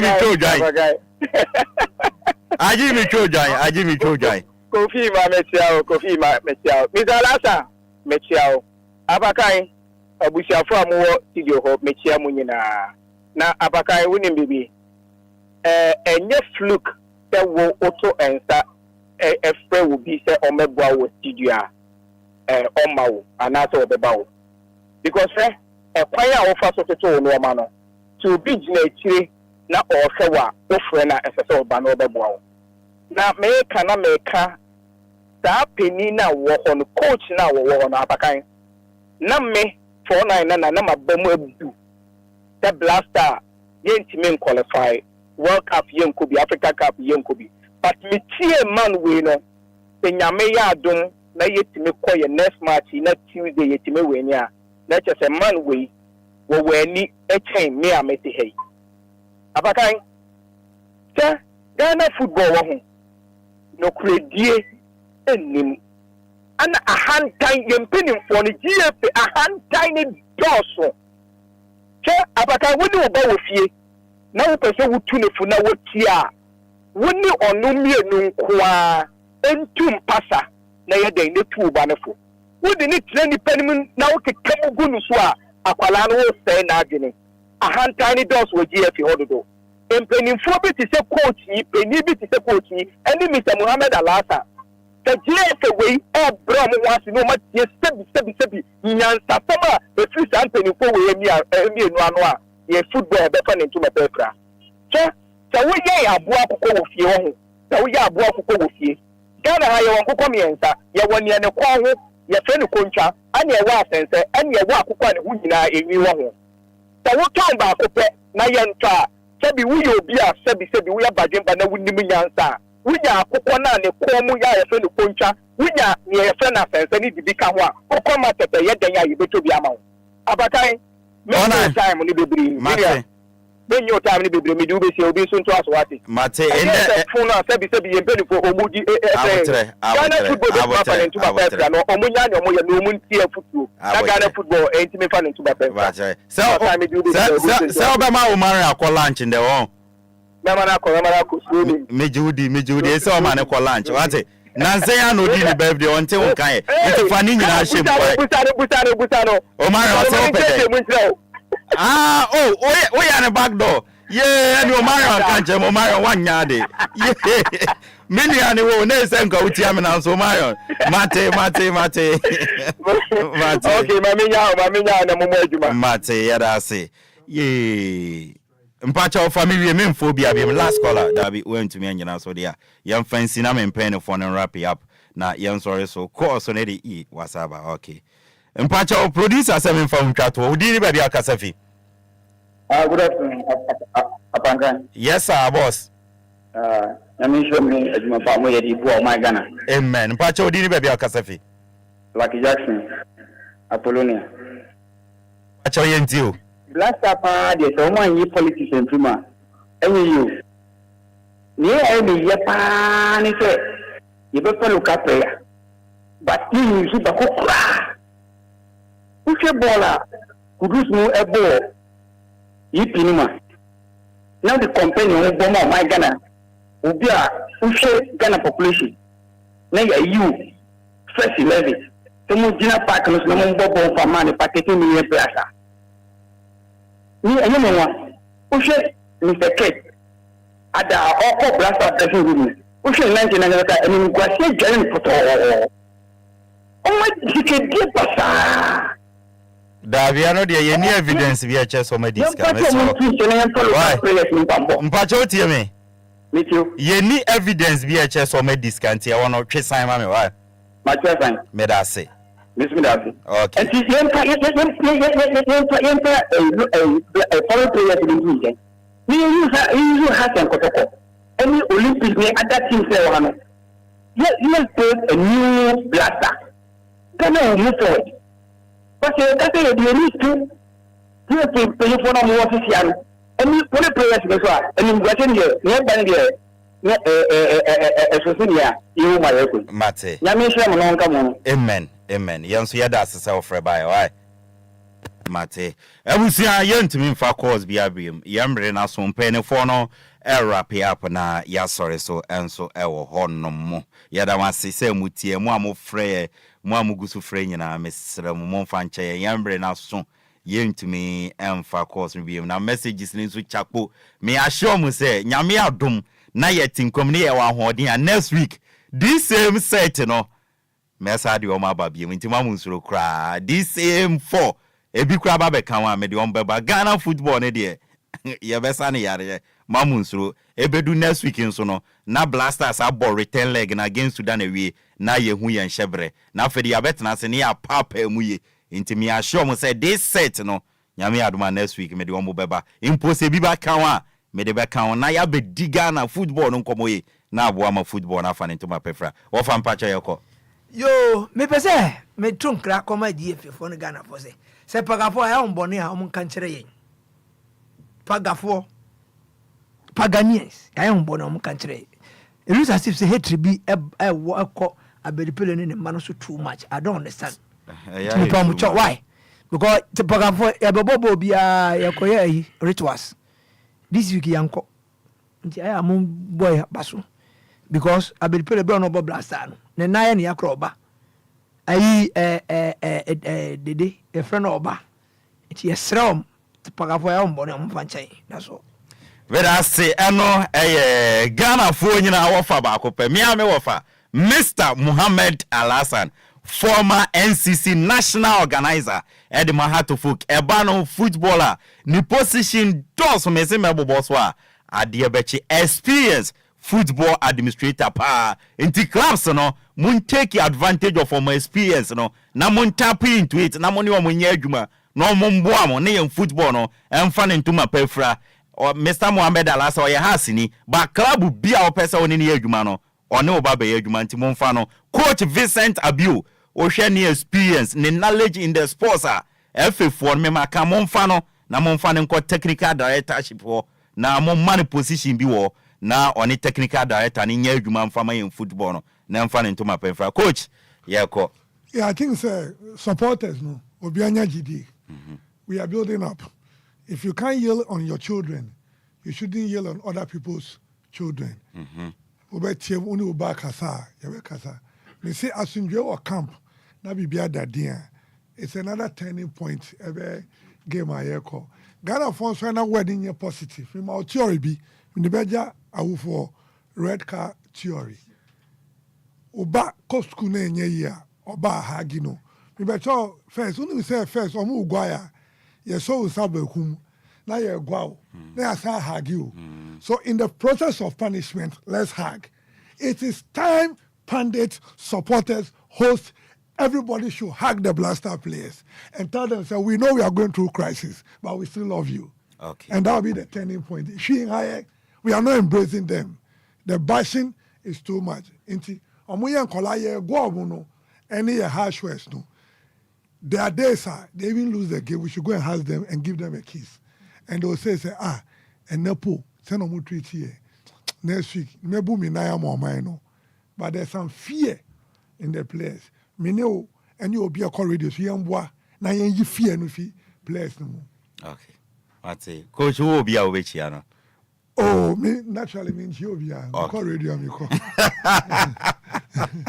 What's it? Yeah, that's the answer. Ever honum. Bismarck, Edu say, yeah, call. Apakan GH. I'm a mental count. Yo. Said to your mama Kai, Barcelona prime time and that Pep Guardiola. Xavi, Iniesta, no more. I'm only born in my assembling it together. No, was a quarry. Victor Valdes da pony. Was Sandred. No team we know was a crowd who my aim with the Wasa. We are champion Benito Mo award winning journalist. Now when you are Coach Vincent, when you offer so the last big map etirene dia ahwa na coaching so there send an here can you emphasize on it na Ghana game ne pese yi a enkofo bi se ne hia mo game ya mfa mo nya adwuma yes enkofo bi se ne hia mo ti esro mo etirene no de meka ende de Jesse unji ano waya o de mate me kaso abagandi issue baba mate and where's it Kwame Kakabom guys, you are doing a great work, keep it up. Tell Benito to chat me champion into Kwame Kakabom dear no champion Benito be chat why Samuel Ansong or say champion Benito my guy big ups. Abukari Isaac, good afternoon. I'm watching you live from Kaswa Newtown, Kujo Air Junction, DL Sports, no size, more fire. Champion Benito, yeah, I'm saying Kwame Kikabom, yes. Unimuno. Kwame Kikabom. Okay, or say chat, no. No problem. Until Yena was in a waiting for at least for the opportunity. Maybe me bahaya na yama hoa because unya be piano just say, oh, the whole for you that legendary status. Deal that the Lumba will rise out to that level. Sure. Ma yenchian baby obia on Mama Lumba. Sure. As usual. I mean, say this time omutie yampa. Sure, omutie. But ye koi, to say the coach Vincent kind. Ye mubi we are closer to the Black Stars team. Any players need be dim come. And I was all G2 say the moment Abesha national jersey no. You ready say atem didie beba. You ready say in some beba. Inti on a given day, the beba piano, you just embrace. No one movie on. Ali di say the boy we are or more than the ding to no me. Send efe. Ubona boni ya. Ye bebo udin a babo yen samama. Ubon so now bebo muta. Ye beba so. Sana national team tie. Inti yes ye hun cry say Black Stars no at this point in time. I feel crampona ye nya prime players are. Ombetime de your flag no. Do the next level on Tuesday by every means. I'll see a Sudan for no. On Tuesday, dear, it should be a compensation game for Ghana. Need BR Onya broken out to send me last Thursday. Our class sports stadium. The encore talk for her. And who be here say report any rumors on social media. For official statement, bra. Na yehu the current situation. Our more camp. Because Apakan de na yet no, I this social media report. And a dear yet. Yeah. And you know, Sanya when European club will be a official statement about the current situation at camp. Sure. I check Omonian Famrana ankle out in India. Once again, Mamenda was for the opportunity. Menso me da se pa se oba ebusia aha ena bremeba kwan ma yedi dwumadi na si yedi awram but of course empenefo kukudama yenya omuninti na say yama omobre na omudi omunimdie no eboa show no na show no etumi ekonkan na DJ Marami nim so obenya saade we ma me okokumase a Daddy Lumba fan club na okumase ne chairman no da no o say ne papa da fam yenye ade we emfama no enti detective chief inspector Frank Aponsa regional police headquarters Kumase chairman Edema Lovers of Daddy Lumba fan club Kumase na ne papa Edafem or say ne papa no Nana Aponsa Bedu the third Nana Amponsa Bedu the third na edini di ahemfudi no bo na wanhweni ya ubeti inti ni menya abotre na mabo because Nana din me bo na mamoni ya metwa odwan inti Nana Amponsa Bedu the third yes Bedu arempem hene the ma Bedu traditional area inti Nana Amponsa Bedu the third Bedu arempem hene for Bedu traditional area na no ebekoso wo Wenchi Bedu on 25th October 2024 intino Lovers of Daddy Lumba fan club for ni nyina no monko jano we ya mo chairman Kumase for mo chairman and ne papa da family monko jano na bibia ya fanti chief inspector Frank Aponsa mayama o shede na yanka nche Nyankopon se onka wona onchechewere na miame bra peni Mr. Kofi Ayenu ayensu anu mintie wuchi ame o wife sister Mary onso minchia miame mame Mrs. Hana Ayenu momi onso minchia endewe asida kese DJ Omarion de ono ena ota echire ma yedi dwumedi edeba DJ Omarion yeda sie pa nyame enhirao meda wofa Mr. Mohammed Alasa meda wasie pa wofa coach Vincent Abio meda wase a ensada nyame enhirao se obae champion Benito wonso nyame enhirao pa se mobe kan ya ho munyina no mo se mo adaje be boan ma dwumedi ewiemu die yeda mase nyame enhirao mo Bismarck edu sei minjao mu wonso nyame enhirao pa fo munyina mo adaje ene mo mre amode be boan mi amedi dwumedi ho chiam yedi ameje so no ayensu ano de hye Apakan GH the blazer ki DJ Marion ebe bo nyum sa akosi no nine bo a mi ame sister Penny nana Joa Silky de ankwanoma aba betoa so akosi se no nsi abebo no otwe obofo de amansan su no eba betoa so de amam ebusia ya kro bibia yedama se mo kan